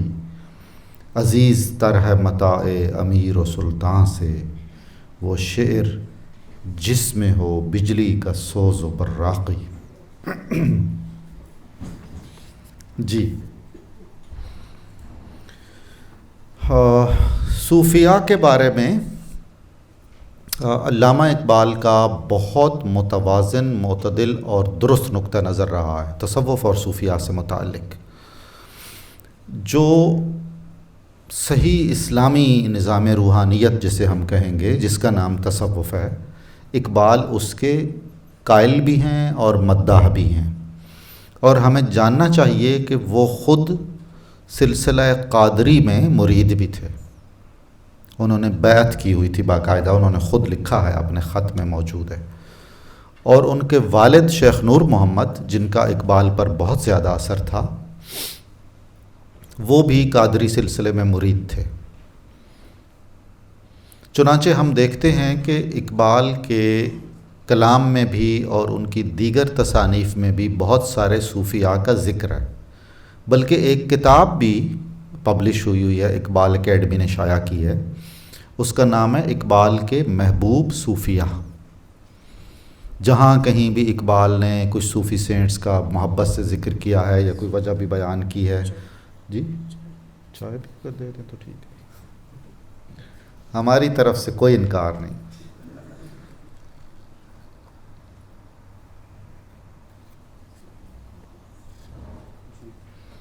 اقبال کے محبوب صوفیہ, البتہ اتنی ہی سچی اور درست بات یہ ہے کہ اس نظام روحانیت میں جتنی بھی اضافی چیزیں داخل ہوئیں دیگر مذاہب سے یا مختلف ثقافتوں سے, اور اس میں جو تحریفی بہت سارے عقیدے یا مظاہر سامنے آئے, ان کو اقبال نے کبھی اون نہیں کیا, اور جہاں تک ممکن ہو سکا انہوں نے اس کے خلاف شعر بھی کہے اور بیانات بھی دیے, مضامین بھی لکھے, شدید ناپسند کیا, اور یہ کہا کہ یہ ایک بہت ہی پاکیزہ ادارے کو تباہ و برباد اور خراب کر دینے والی چیزیں ہیں جو اس میں داخل ہو رہی ہیں. یہ سارے مباحث کئی مضامین اور کتابوں کی شکل میں موجود ہیں. ہمیں صرف یہ ذہن میں رکھنا ہے کہ وہ بہت دیانتدارانہ اور حکیمانہ نقطہ نظر ہے ان کا تصوف کے بارے میں. اس کی اصل کو, اس کی روح کو وہ مانتے بھی ہیں اور اس پر خود بھی عمل پیرا ہیں, اور اس کے جو رسم و رواج کے اور بہت ہی ثقافتی انحرافات اس میں داخل ہو گئے, اس کی وہ مذمت کرتے ہیں. اگلے سٹیپ پر ہمیں یہ ذہن میں رکھنا ہے کہ اقبال ہمیشہ ان صوفیوں سے متاثر ہوئے ہیں جنہوں نے اصلاح معاشرہ کے لیے کوئی پریکٹیکل کام کیا ہے, فکری سطح پر یا عملی سطح پر, خدمت انسانیت کے سطح پر, اور جو بڑے مضبوط قسم کے اور معاشرے میں بھرپور کردار ادا کرنے والے صوفی تھے, ان سے وہ متاثر ہوئے. سب کانٹیننٹ کے صوفیہ میں انہیں سب سے پسند تھے شیخ مجدد الفسانی, شیخ احمد سرہندی, جن کا لقب امام ربانی ہے اور ایک لقب مجدد الفسانی بھی ہے, جو اکبر کے زمانے میں, اس کے آخری زمانے میں تھے, اور پھر جہانگیر کے زمانے میں. یہ بنیں گی 16ویں صدی عیسوی. ان کے لیٹرز ہیں بہت زیادہ اہم فارسی میں, اور کچھ اور کتابیں بھی ہیں. یہ نقشبندی صوفی تھے اور خود اتنی بڑی شخصیت تھے کہ ان کے نام سے پھر نقشبندیوں کی ایک برانچ بنی الگ سے, جو مجددی کے نام سے جانی پہچانی جاتی ہے. اور اس صوفی چین کا اثر رسوخ پوری دنیا میں پھیلا, یعنی سرہند اور دہلی کے نقشبندی صوفیوں کے ماننے والے اور ان کے مریدوں اور ان کے خلفاء کی خانقاہیں آپ کو پورے ترکی میں ملیں گی. اور عثمانیوں کے زمانے میں چونکہ یوگوسلاویہ اور سربیا اور وہ بھی اس کے زیر اثر تھے, تو وہاں ہیں. عرب ممالک میں ہیں ان کی خانقاہیں, سنٹرل ایشیا میں ہیں, یعنی اتنا یہ ایک طرح سے عالمی نیٹ ورک بنا. اب اگر آپ مجدد الفسانی کی شخصیت پر کنسنٹریٹ کریں تو ان میں وہ ساری صفتیں موجود ہیں جن میں اقبال کے لیے بڑی کشش ہے. ایک تو وہ صحیح اسلامی تعلیمات کے تحفظ کے لیے اور اس کے فروغ کے لیے کوشاں تھے. دوسرے نمبر پر انہوں نے للکارا تھا دین الہی کی, جو ایک کھیل کھیلا گیا تھا, اور جہانگیر کو سجدہ کرنے سے انکار کیا تھا, جو کہ رسم چلی آ رہی تھی مغل کورٹ میں, اور دنیا بھر کے بادشاہوں کے کورٹ میں ایسا ہوتا تھا. سجدے پر بھی بات میں کروں گا, مجھے نہیں معلوم آپ پسند کریں گے یا آپ کرنا چاہیں گے یا نہیں. جی تو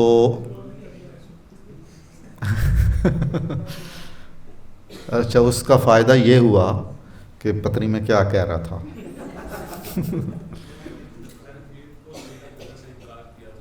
جی جہاں ایگزیکٹلی قلعہ گوالیار, جو اس زمانے میں سب سے خطرناک مجرموں کو اس قلعے میں رکھا جاتا تھا, اس میں انہیں قید کیا گیا تھا.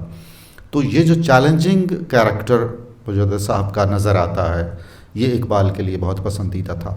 اگلی بات, انہوں نے اپنے وسائل کی روشنی میں اپنے مریدوں اور اپنے خلیفوں کی سے ایک نیٹ ورک بنایا، اور آپ کو حیرت ہوگی کہ جہانگیر اپنے آخری زمانے میں 2 لوگوں کی حکومت تھی اس کے آخری زمانے میں، ایکچول اسٹیبلشمنٹ کہہ لیں آپ۔ جہانگیر تو بیچارہ ہمارے جیسا ہی تھا نا، سادہ سا، ایک تو نور جہاں تھی، دوسرے مجدد صاحب تھے۔ سارے عسکری لوگ یعنی فوج کے لوگ جہانگیر کے، اور سارے گورنر اور بہت زیادہ جج یہ مجدد صاحب کے مریدوں میں تھے، اور ان سے ان کی خط کتابت تھی جو ریکارڈ پہ ہے۔ اس کا مطلب یہ کہ انہوں نے ہمت نہیں ہاری، اور وہ جو کچھ چاہ رہے تھے اس کے لیے انہوں نے بڑی کاوش کی۔ جو قید کا زمانہ تھا اسی کو انہوں نے یوٹیلائز، یس ایگزیکٹلی۔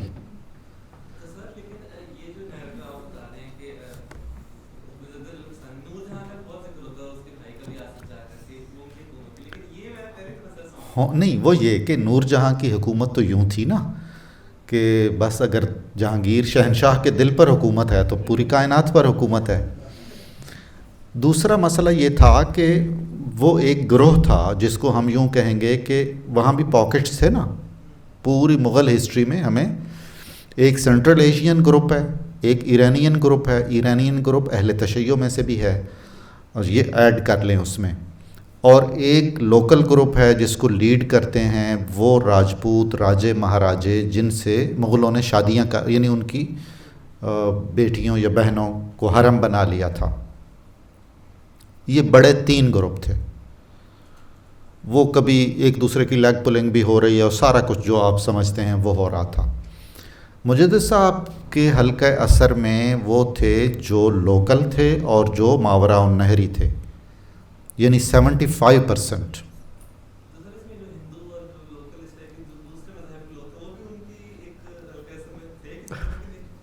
مجدد صاحب کے جی میں ابھی عرض کرتا ہوں آپ سے۔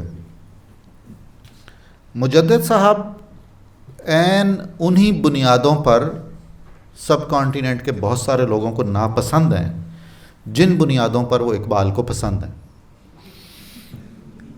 2 قومی نظریے کی ابتدائی باتیں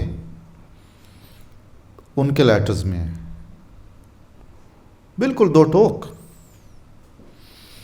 انہوں نے دیکھیے جہانگیر آرڈر دے رہا ہے کہ جی ہندوؤں سے نا بہتر تعلقات کے لیے یا کوئی بغاوت یا فتنہ و فساد سے بچنے کے لیے فلاں فلاں ایریاز میں گائے ذبح نہ کی جائے، کوئی حرج نہیں ہے۔ یہ اس گورنر کو لکھ رہے ہیں کہ آپ بادشاہ سے یہ ڈسکس کریں، یعنی پورا کہ جی ان بنیادوں پر ہمیں یہ نہیں، شرعی طور پر یہ مسئلہ ہے، دینی طور پر یہ مسئلہ ہے، پولیٹیکلی یہ مسئلہ ہے، فلاں فلاں یہ مسئلہ ہے کہ اس آرڈر کو آپ ودرا کریں، کینسل کریں۔ کہ بادشاہ آپ سے قائل ہوتا ہے یا نہیں ہوتا، قائل ہو جائے تو بہت اچھی بات ہے، نہیں ہوتا تو آپ اس پر عمل نہ کریں۔ چنانچہ بہت سارے ایسے احکام تھے جن پر عمل نہیں ہوا، انہی وجوہات کی بنیاد پر کہ وہ لوگ مقامی طور پر، یعنی فرض کریں کوئی لاہور کا گورنر ہے تو وہ یہاں اتنا مستحکم ہے کہ اچھا پھر خبریں بھی بہت کم جاتی تھی نا دور دراز، یعنی وہ اسلام کو برتری سب کانٹیننٹ میں برتری دینے کے لیے اور یہ طے کرنے کے لیے کہ ہمیں ہندوؤں سے دب کے نہیں رہنا، اگر یہ آرام اور سکون سے رہیں تو بسم اللہ رہیں، اپنی حیثیت کے مطابق رہیں، کوئی ایشو نہیں ہے، لیکن یہ ہم پر اگر چڑھائی کریں گے اور وغیرہ وغیرہ، یہ ساری جو باتیں جن سے ہم اتفاق کریں یا اختلاف کریں وہ ہمیں مجدد صاحب کے ہاں نظر آتی ہیں۔ ایک اور مسئلہ جس کے حوالے سے وہ ناپسند کیے جاتے تھے،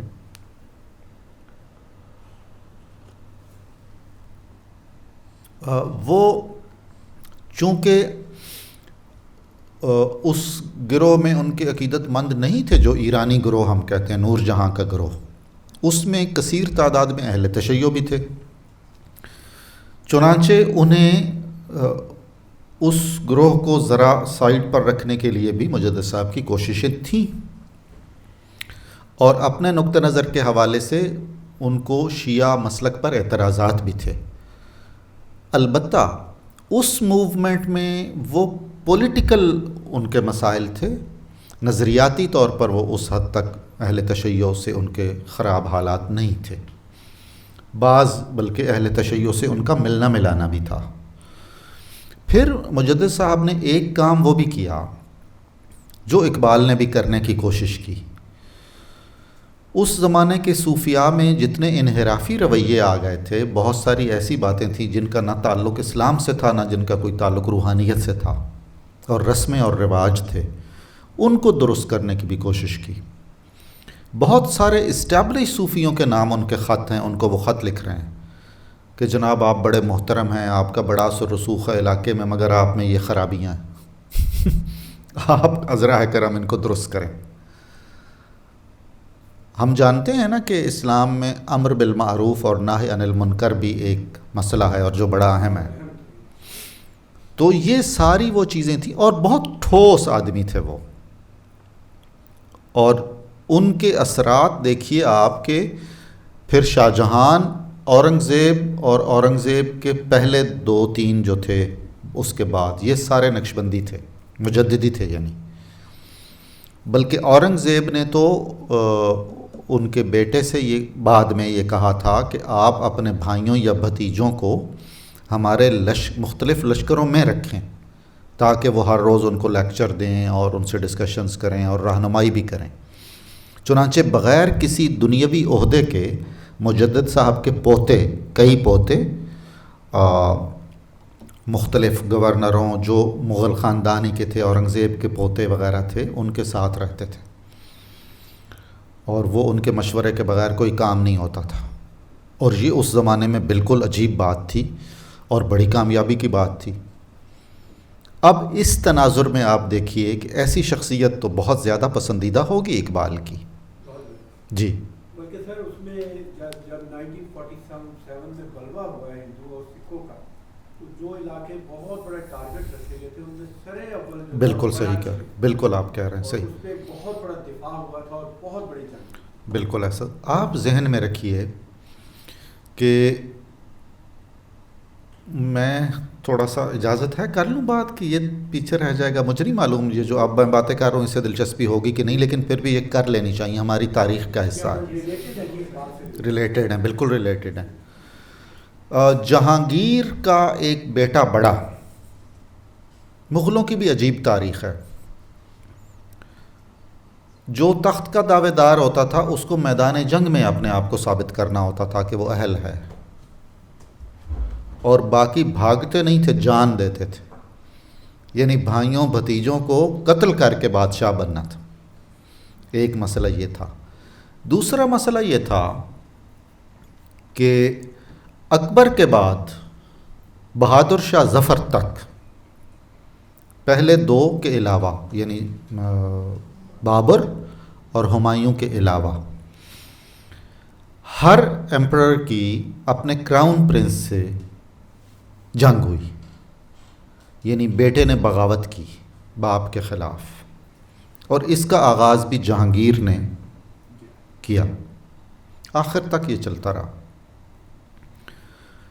ایون ہمارے بہت محترم جو اقبال کو پھر بہت پسند ہے، اورنگزیب عالمگیر، انہوں نے بھی بغاوت کی اپنے باپ کے خلاف، اور بلکہ انہوں نے تو وہ بھی کیا جو کسی مغل نے نہیں کیا تھا، آپ جانتے ہیں سارے۔ جی ہاں،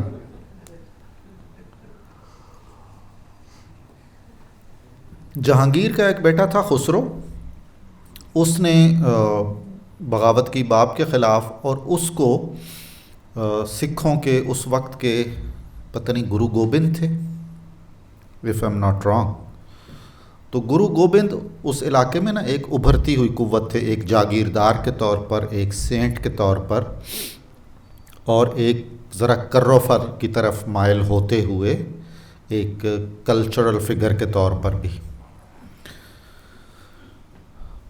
خسرو ادھر سے گزرتا ہوا گرو گوبند کا مہمان بنا۔ اب جہانگیر کو یہ اندازہ ہوا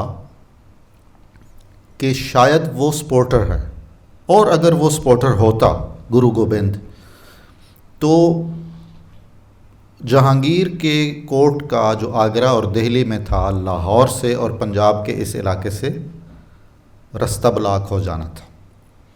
اور چونکہ اس وقت بھی سکھوں کے جتھے زور پکڑ رہے تھے، تو یوں سمجھیں کہ اگر وہ خسرو کا ساتھ دیتے دو ٹوک تو ادھر سے فراغت تھی.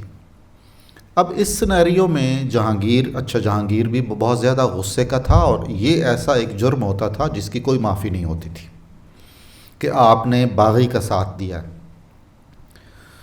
انہوں نے پوچھا پاچھا، گرو گوبند صاحب نے کہا جی شہزادہ تھا اور وہ یہاں سے گزر رہا تھا، تو وہ اگر ہمارا مہمان بنے تو ہم اسے کیا کہیں کہ آپ ہمارے ہاں نہ آئیں، ہمارا کوئی بغاوت سے تعلق نہیں ہے اور آپ کے اختلافات میں ہمارا کوئی حصہ نہیں ہے. لیکن گرو گوبند کی یہ بات مانی نہیں گئی، اور ساتھ ہی یہ بھی کچھ شہادتیں ہیں کہ انہوں نے یہ بات ویسے ہی کر دی تھی، ان کی کچھ خواہش بھی تھی اور کچھ سپورٹ بھی تھی. اس پر جہانگیر نے ان کو قتل کروا دیا، گرو صاحب کو. اور اس سارے طرز عمل میں، اس سارے فیصلے میں ایک غیر علانیہ تعاون مجدد صاحب کا تھا، اس لیے کہ سرہند کے گرد و نواح میں خاصی کنسنٹریشن ہو رہی تھی سکھوں کی، اور ان کے عزائم بھی سامنے آ رہے تھے، یعنی فوجی قوت اور بہت زیادہ اس طرح کے معاملات. پہلے تو محض ایک جیسے وہ سینٹ ہوتے ہیں یہ رنگ تھا نا.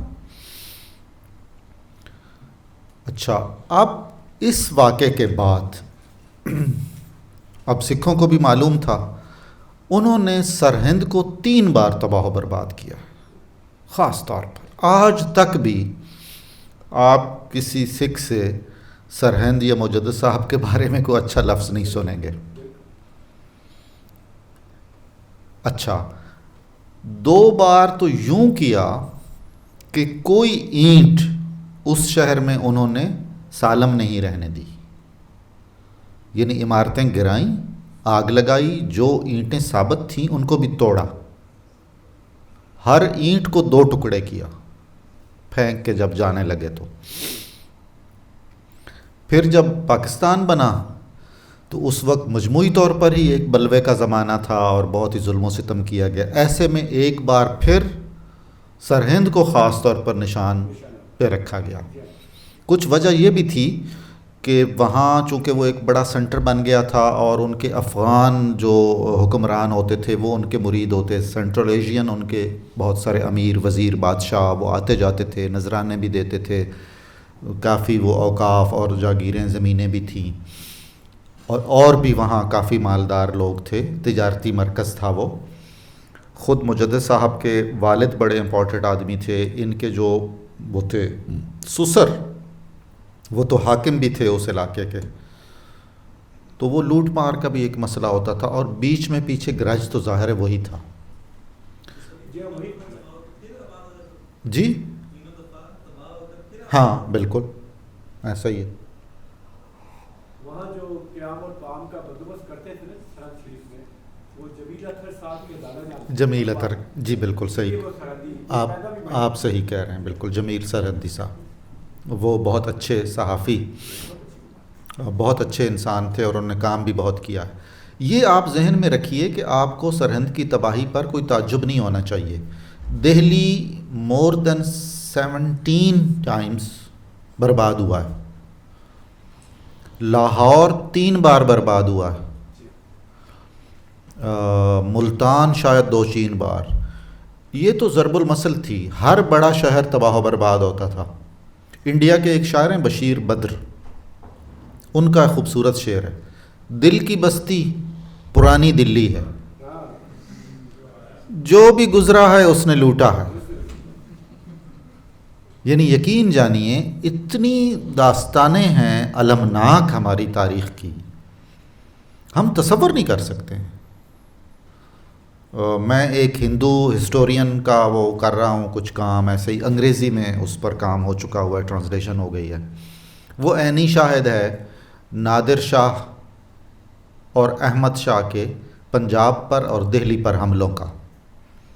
تو وہ جو اس میں لکھ رہا ہے، جو اس کے آس پاس ہو رہا ہے، خود اس کی فیملی جس طرح سفر کر رہی ہے، پھر ہر ایسے فتنہ و فساد میں جتنے بھی کسی کے دشمن ہوتے تھے وہ اس فتنے اور فساد کی آڑ میں حسب عادت اپنا مسئلہ حل کر دیتے تھے کہ اس غدر میں اور اس تماشے میں کسی نے کہاں کوئی تحقیق کرنی ہے. تو ہر ممکنہ ظلم انسانی معاشروں پر ہوتا تھا. تو اس نوعیت کے بہت کرشماتی اور بہت ہی مستحکم کردار والے اور معاشرے کی اصلاح کے لیے بھرپور کردار ادا کرنے والے صوفی بہت پسندیدہ رہے. مجدد الافسانی سے بہت محبت کے پیش نظر اقبال وہاں گئے بھی تھے، اور بہت ایک تاریخی بات بھی آپ کے علم میں ہونی چاہیے، ان کے دربار پر انہوں نے منت مانی تھی کہ اللہ مجھے اولاد نرینہ عطا فرمائے. خود ان کے ہاتھ کا لکھا ہوا موجود ہے. تو میں اس کو یہاں حاضری دلوانے کے لیے لے آؤں گا. اس کے بعد جاوید اقبال پیدا ہوئے تھے، اور اس کے بعد علامہ انہیں لے گئے تھے، چھوٹے بچے کو سرہند لے گئے. اور یہ اقبال کے خطوں میں یہ ساری تفاصیل بھی موجود ہیں، ان کے ہینڈ ریٹن اپنے ہاتھ کے خط موجود ہیں. اور جاوید اقبال صاحب نے بھی ان کی سوانح عمری میں بھی اور اپنی سوانح عمری میں بھی یہ ساری ڈیٹیل لکھی ہے. اسی طرح ٹیپو سلطان سے بہت محبت تھی. میسور گئے تھے علامہ اقبال. یعنی ہر وہ شخص جس نے چیلنج کیا ہے استعمار کو اور ظلم اور ستم کو اور لوگوں کو باشعور اور بیدار کرنے کی کوشش کی ہے. تو تصوف کا جو زوال ہے وہ اقبال کو بہت ہی کھٹکتا تھا اور ان کے لیے الجھن کا باعث بنتا تھا کہ یہ اتنا ایک مفید ادارہ ہے اور خراب ہوتا جا رہا ہے، اور اس سے وہ نتائج نہیں نکل رہے ہیں جو نکلا کرتے تھے. چنانچہ انہوں نے کہا زاغوں کے تصرف میں کہ ان کے جو آباء و اجداد تھے وہ تو عقاب تھے، یہ خود اب کوے ہیں. مطلب یہ محض اب جاگیردار ہیں یا سیاستدان ہیں یا دنیا دار ہیں، اور لوگوں کی اصلاح سے اور اپنی اصلاح سے انہیں کوئی غرض نہیں ہے، یہ محض ایک کاروبار کر رہے ہیں. یہ نقطہ نظر ان کا ہمیشہ رہا. اس شعر میں بھی آپ وہی دیکھ رہے ہیں کہ وہ صوفیوں کے جو سرکلز ہوتے تھے وہ اب نہیں ہیں. اگر وہ ہیں بھی تو ان میں عشق نہیں ہے، سوز نہیں ہے، خلوص نہیں ہے، وہ عبادت و ریاضت نہیں ہے، تقویٰ کا وہ معیار نہیں ہے. صرف کہانیاں رہ گئیں کشف و کرامت کی، فسانہ ہائے کرامات رہ گئے باقی. اصل چیز وہی جو رہ گئی رسم ازاں روح، ایگزیکٹلی وہی ہے یہ کہ صوفیوں کا جو اہم ترین چیز تھی وہ تھی سوز، گداز اور حب الہی. یہی ان کی پہچان تھی اور اسی کی بنیاد پر وہ ممتاز تھے. اسی سبب سے ان کی سب سے زیادہ عزت تھی. وہی نہیں ہے، باقی سب کچھ ہے، جاگیریں بھی ہیں، دنیا بھی ہے، سب کچھ ہے، وہ نہیں ہے.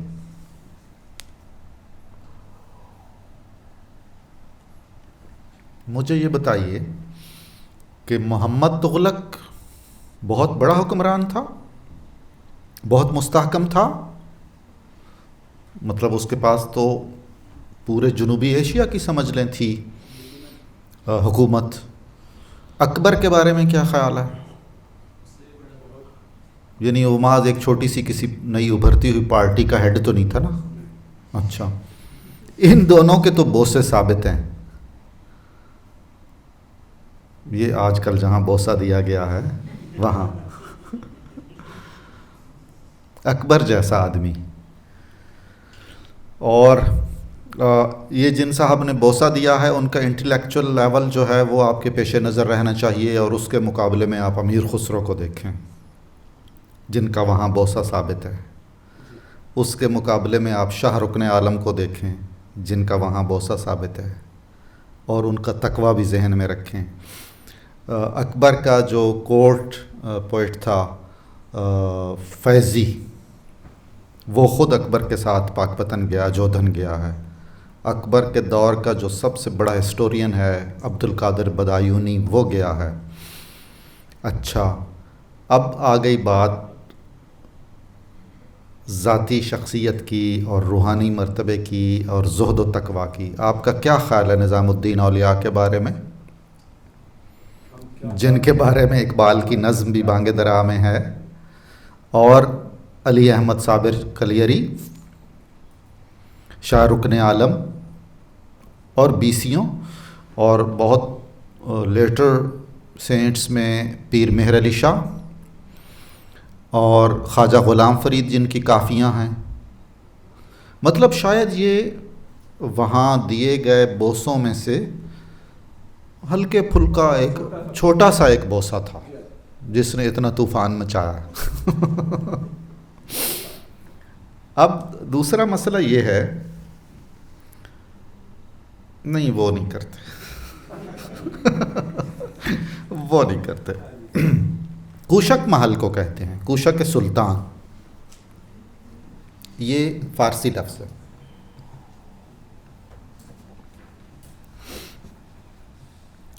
جو پہلے انہوں نے بات کی اور پچھلی غزل میں بھی ایسی باتیں چلی آ رہی ہیں، وہی تھیم آگے بڑھ رہا ہے کہ بادشاہوں کے محلات میں اور فقیروں کی خانقاہ میں کوئی فرق نہیں رہ گیا، دونوں دکانیں ہیں۔ فغاں افسوس ہائے ماتم فریاد کہ تخت ہو یا مصلی، سب ہوشیاری اور چالاکی اور عیاری اور مکاری ہے، سب کاروبار ہے۔ زرق کہتے ہیں دھوکہ، زرق زیر ر قاف، دھوکہ فریب، اور زراق ہے دھوکہ باز۔ تباہ ہو جائیں، برباد ہو جائیں یہ محلات اور یہ خانقاہیں جو سب دھوکہ بازی کا جال ہیں، جو استحصال کر رہے ہیں لوگوں کا اور ان کی محبتوں کا اور ان کی عقیدتوں کا، اور ان کے ساتھ مخلص نہیں ہیں۔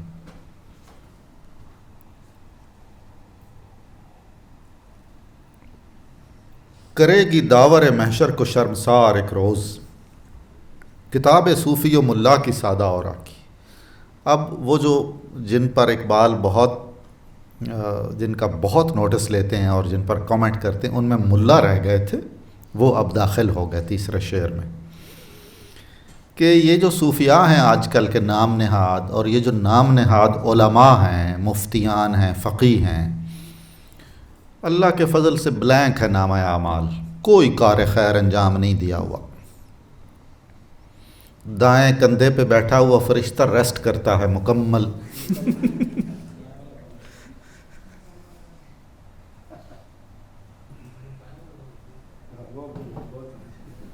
تو اب قیامت کے دن جب ان کے خالی دفتر پیش ہوں گے اللہ کے حضور، تو داور ہے جج، داور جج کو کہتے ہیں۔ جدید فارسی میں داور ریفری کو بھی کہتے ہیں، کھیلوں میں بھی جو ہوتے ہیں نا ریفری، وہ داور کہلاتے ہیں، یعنی جو سانجھے ہیں اور جنہوں نے فیصلہ دینا ہے۔ یاور، مددگار یاور ہے۔ اقبال نے یہ شرمسار کے حوالے سے شعر کہے ہیں، اور بھی ذہن میں آ رہا ہے۔ ہاں، روز حساب پیش ہو جب میرا دفتر عمل، آپ بھی شرمسار ہو مجھ کو بھی شرمسار کر۔ اور بھی کسی جگہ پر کچھ ایسا ہے۔ آپ پورا کلیات اقبال دیکھ لیں، اردو کا یا فارسی کا، آپ کو حیرت ہوگی کہ حشر کے دن وہ رسول اللہ صلی اللہ علیہ وسلم کو فیس کرنے کے حوالے سے ان میں زیادہ احساس ندامت ہے۔ از نگاہ مصطفیٰ پنہان بگیر، اور یہ بیج ان کے والد نے بویا تھا ان میں۔ انہوں نے خود لکھا ہے نا کہ نوجوانی میں میں نے ایک گداگر کو جو بار بار ہمارے گھر میں بھیک مانگنے کے لیے دستک دے رہا تھا تو میں نے اسے ڈانٹا اور تھپڑ مارا. تو میرے والد جو صوفی منش تھے وہ مجھے الگ لے گئے اور انہوں نے مجھے کہا کہ بیٹا وہ رو رہے تھے میرے باپ. دیکھیے نا یہ صوفی کا ایک کردار ہے, یہ رد عمل صوفی کا ہے. وہ رو رہے تھے اور انہوں نے کہا کہ اقبال قیامت کے دن میں رسول اللہ صلی اللہ علیہ وسلم کو کیا جواب دوں گا جب وہ یہ فرمائیں گے کہ میں نے ایک ذہین لائق اور قابل لڑکا بیٹے کے طور پر تمہیں دیا تھا اور تم نے اس کی کیا تربیت کی تھی, کیونکہ اس کو تم نے یہ بھی نہیں بتایا تھا کہ وَأَمَّا السَّائِلَ فَلَا تَنْهَرْ قرآن میں آیا ہوا ہے, اور اس کو تم نے یہ بھی نہیں بتایا ہوا تھا کہ میرا اسوہ کیا تھا, میری سیرت کیا تھی. تم نے اسے یوں بگاڑ دیا, تو بیٹا میں کیا جواب دوں گا, آپ نے یہ کیا کیا ہے. یہ تھی وہ بات جو ایک سچے آدمی کی سچی کیفیت کے زیر اثر کہی گئی تھی اور اسی لیے ان کے دل میں بیٹھ گئی.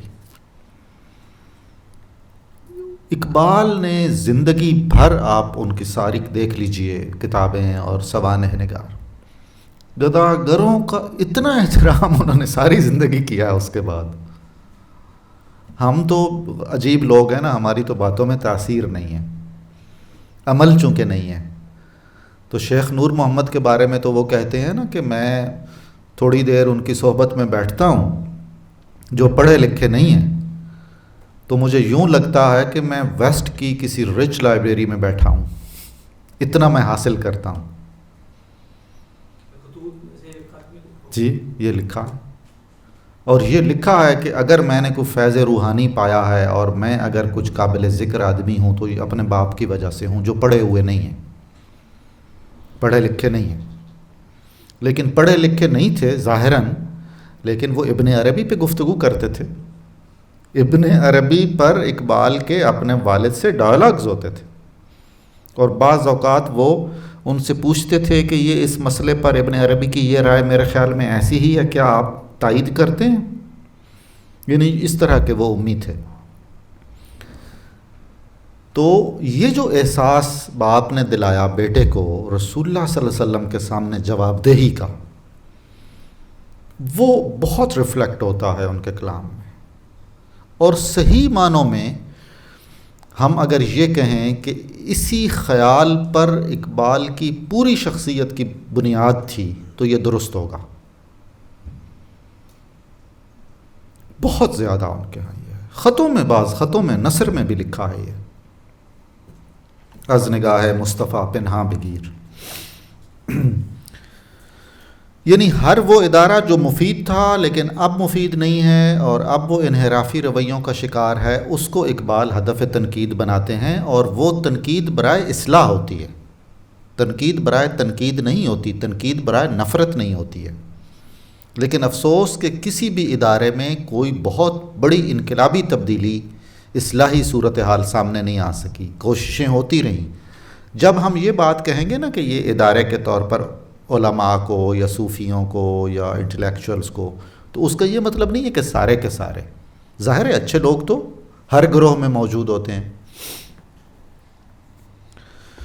آفاقی مرد آفاقی, آفاقی کائناتی, گلوبل جس کو آپ کہتے ہیں.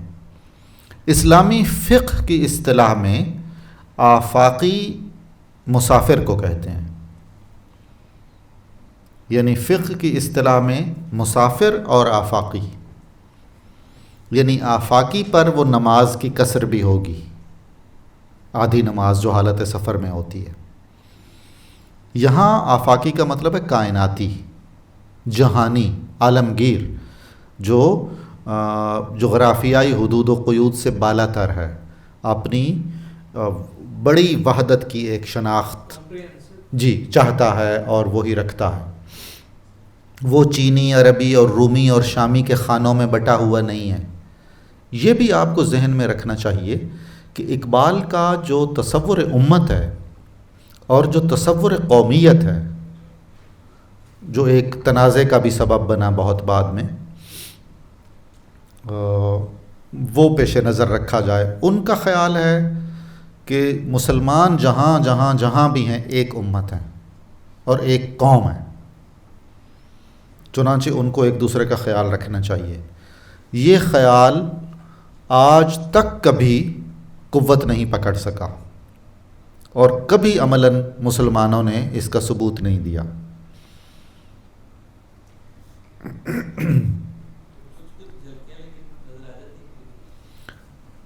مطلب اس کو بہت بڑے پیمانے پہ نہیں کہہ سکتے ہیں اور کوئی بہت نتائج نہیں نکل سکتے نا.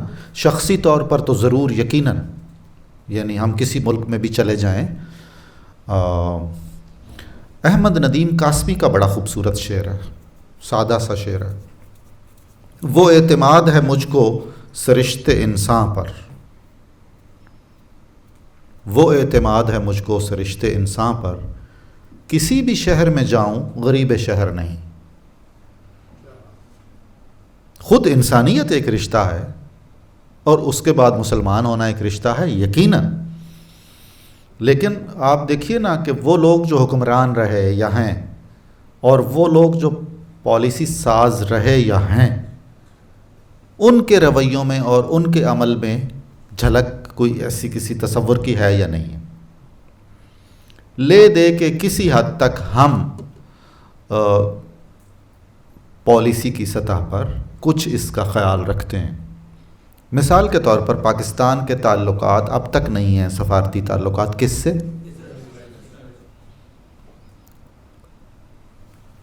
اب ہم یوں کہنا شروع ہو گئے ہیں کہ جن کی وجہ سے ہم نے تعلقات نہیں رکھے ان سب کے تعلقات ہیں، لیکن ہم نے ان کی وجہ سے تو نہیں ان سے تعلقات نہیں رکھے. ہمارے تعلق نہ رکھنے کا تو کوئی اور سبب ہے، وہ سبب اپنی جگہ پر ہے. دیکھیے نا، جب ہم میں سے کوئی یہ کہے گا کہ جن کی وجہ سے ہم منقطع ہوئے ہیں اسرائیل سے، وہ سارے تو اب مل رہے ہیں، پہلے بیک ڈور تھا اب بالکل اوپن ملاقاتیں ہیں، تو اس کا مطلب ہوا کہ یہ معاملہ جی ہاں.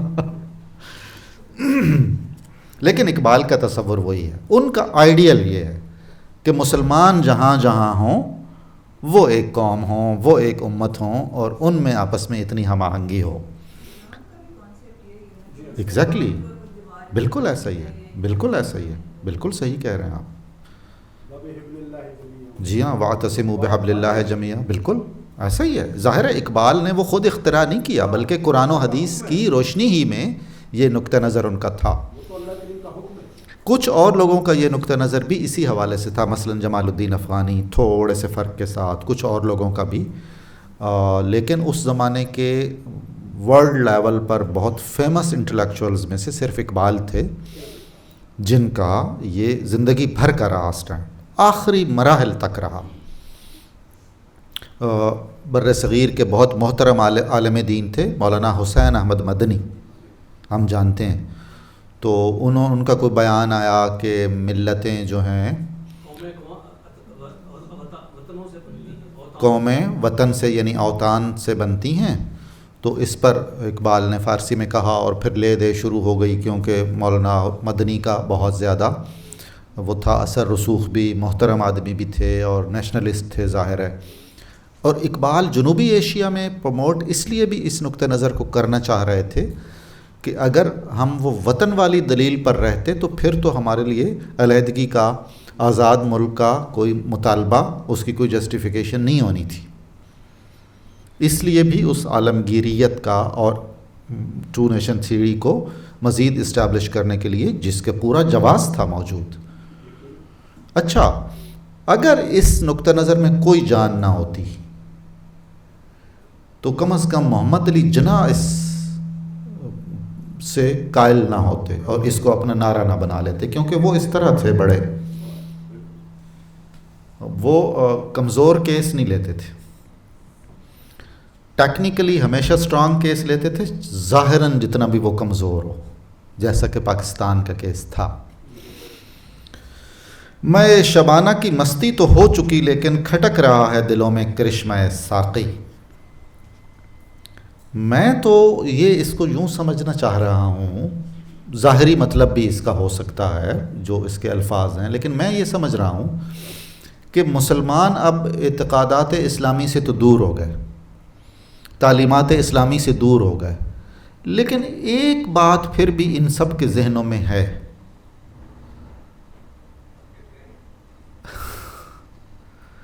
جو ساقی اسلام ہے نا، نبی صلی اللہ علیہ وسلم، ان سے ان کی محبت ہے، جیسی تیسی بھی ہے، ٹوٹی پھوٹی بھی ہے، وہ بھی بعض لوگوں کو کھٹکتی ہے، بعض قوتوں کو۔ آج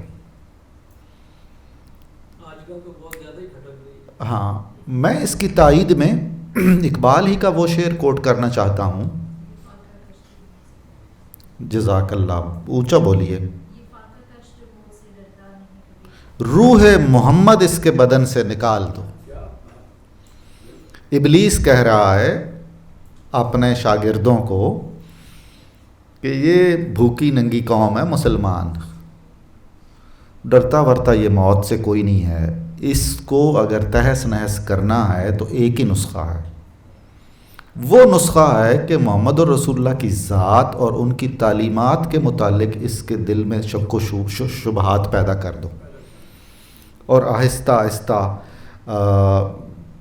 مہذب تہذیب کی آڑ میں یا علم اور فن کی آڑ میں آہستہ آہستہ باتیں کر کر آ کے یوں کر دو کہ یہ اس نام پہ بھڑک نہ اٹھے۔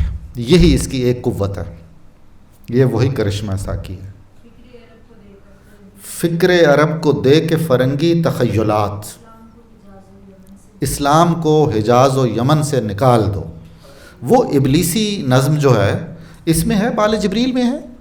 سر پر وہ یہی تو اغیار کا رویہ ہے، بالکل بالکل، اور یہی ان کی دشمنی ہے جی، جو ہماری آپس میں یکجہتی کا باعث بنتے ہیں، یعنی سب سے جو بنیادی جو رول ادا کر سکتی ہے ایسا ہی ہے ہمارے دشمنوں کا رویہ ہے۔ زاہد شمسی صاحب، یہ جو کرشمہ ساقی ہے یہ آج بھی بہرحال ہمیں یکجا کر دیتا ہے، ہم میں سے اکثریت کو اکٹھا کر دیتا ہے۔ یعنی ایسے لوگ جن کے ظاہر سے اور جن کے پس منظر سے ہم یہ تصور بھی نہیں کر سکتے ہیں، وہ اس کرشمہ ساقی پر نہیں کچھ بھی سننے کو گوارا کر رہا ہے، کوئی کمپرومائز نہیں، اور یہ کمال ہے بھائی، اور اس کی حفاظت کیجئے، اس کو سنبھالیے اور اس کو آگے منتقل کیجئے۔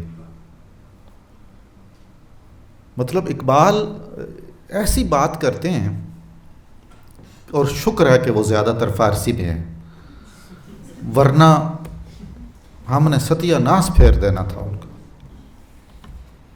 وہ کہتے ہیں یا رسول اللہ صلی اللہ علیہ وآلہ وسلم، میں نے تو آپ ہی کے پاس آنا ہے اور آپ ہی کی طرف آنا ہے، البتہ چونکہ آپ نے کہا ہے تو کعبے کی طرف بھی چلا جاؤں گا، اوپن۔ پھر انہوں نے کہا یا رسول اللہ صلی اللہ علیہ وسلم، آپ نے کہا ہے نا جس خدا کا، اس کو تو میں مانتا ہوں۔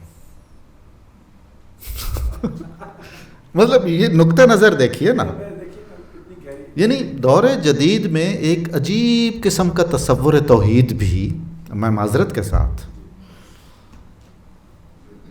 یعنی اگر ہم رسول اللہ صلی اللہ علیہ وسلم کے بارے میں محبت سے بات کریں تو کچھ لوگ یہ سمجھتے ہیں کہ معاذ اللہ ہم خدا کی تصدیق کر رہے ہیں، استغفر اللہ۔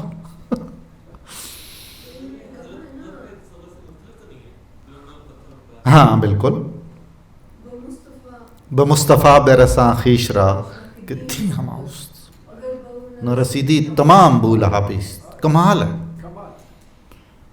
اس کا جواب میں ترجمہ کر دیتا ہوں، اپنے آپ کو محمد مصطفیٰ تک پہنچا دیجئے، سارے کا سارا دین وہی ذات ہے، وہی دین ہے سارا، اور اگر آپ ان تک یا ان کی تعلیمات تک نہیں پہنچیں گے تو باقی پھر کاروبار بولہبی ہے، کفر و شرک والے معاملات ہیں باقی سارے کے سارے۔ چنانچہ آپ دیکھیں کہ اقبال کی ان نظموں میں انہوں نے کچھ سمیل کیا ہوگا، یہ اس سے تھوڑا سا پہلے سیرت پر کچھ کتابیں لکھی گئی تھیں ویسٹ میں،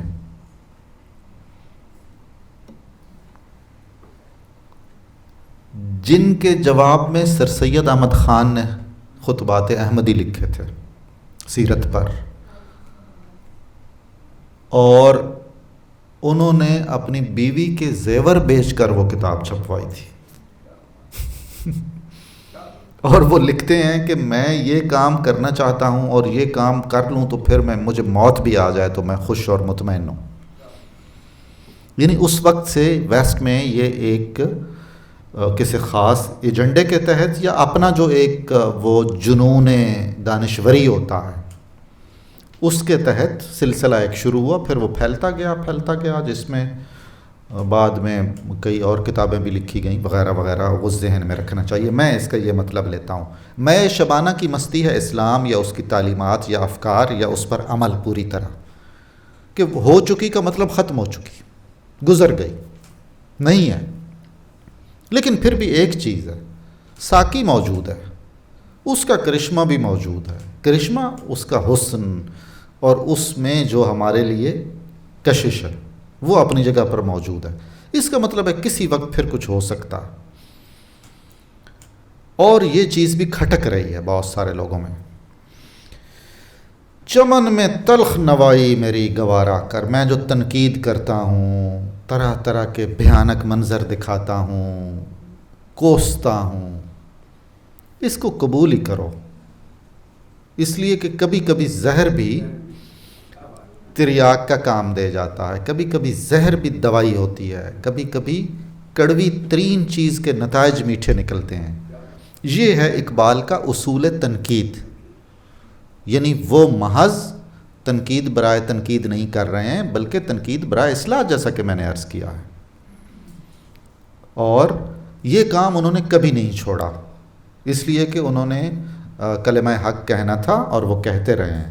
جہاں جہاں جہاں انہوں نے محسوس کیا ہے کمی ہے، کھوٹ ہے، جھول ہے، اس پر انہوں نے گفتگو کی ہے، اور یہ کہا ہے کہ آپ میرے خلوص کا احساس کریں، یہ میں آپ ہی کی محبت میں اور مجموعی طور پر اس ملت کی بہتری کے لیے ہی یہ سارا کچھ کر رہا ہوں۔ تلخ نوائی، سخت آوازیں یا سخت گفتگویں، یعنی تنقیدی جملے یا تنقیدی تحریریں یا تنقیدی اشعار۔ چمن سے مراد ہے وطن، دنیا۔ عزیز تر ہے متاع امیر و سلطان سے، وہ شعر یہ اقبال کے اپنے ہی اشعار ہیں، ان پر ان کے علاوہ کسی پر یہ بات صادق نہیں آتی۔ جس شعر میں بجلی کا سوز ہو اور اتنی ہی چمک ہو، وہ کاٹ دینے والی ہو، وہ اثر کر دینے والی ہو، وہ نمایاں ترین ہو کر دکھائی دینے والی ہو، وہ شعر بہت اہم اور بہت قیمتی ہے، اور اس پر قربان کیے جا سکتے ہیں دنیا جہان کے بادشاہوں کے خزانے، اس لیے کہ وہ شعر حکمت سے لبریز ہے، وہ کچھ نتائج کا حامل ہے، اس میں کچھ درس ہے، کچھ سبق ہے، اور وہ بہت نادر اور نایاب خزانہ ہے، وہ ایک اکسیر ہے جس کی مدد سے اگر وہ اثر کر گیا تو وہ بدل کے رکھ دے گا۔ وقت ختم ہو گیا ہمارا؟ اچھا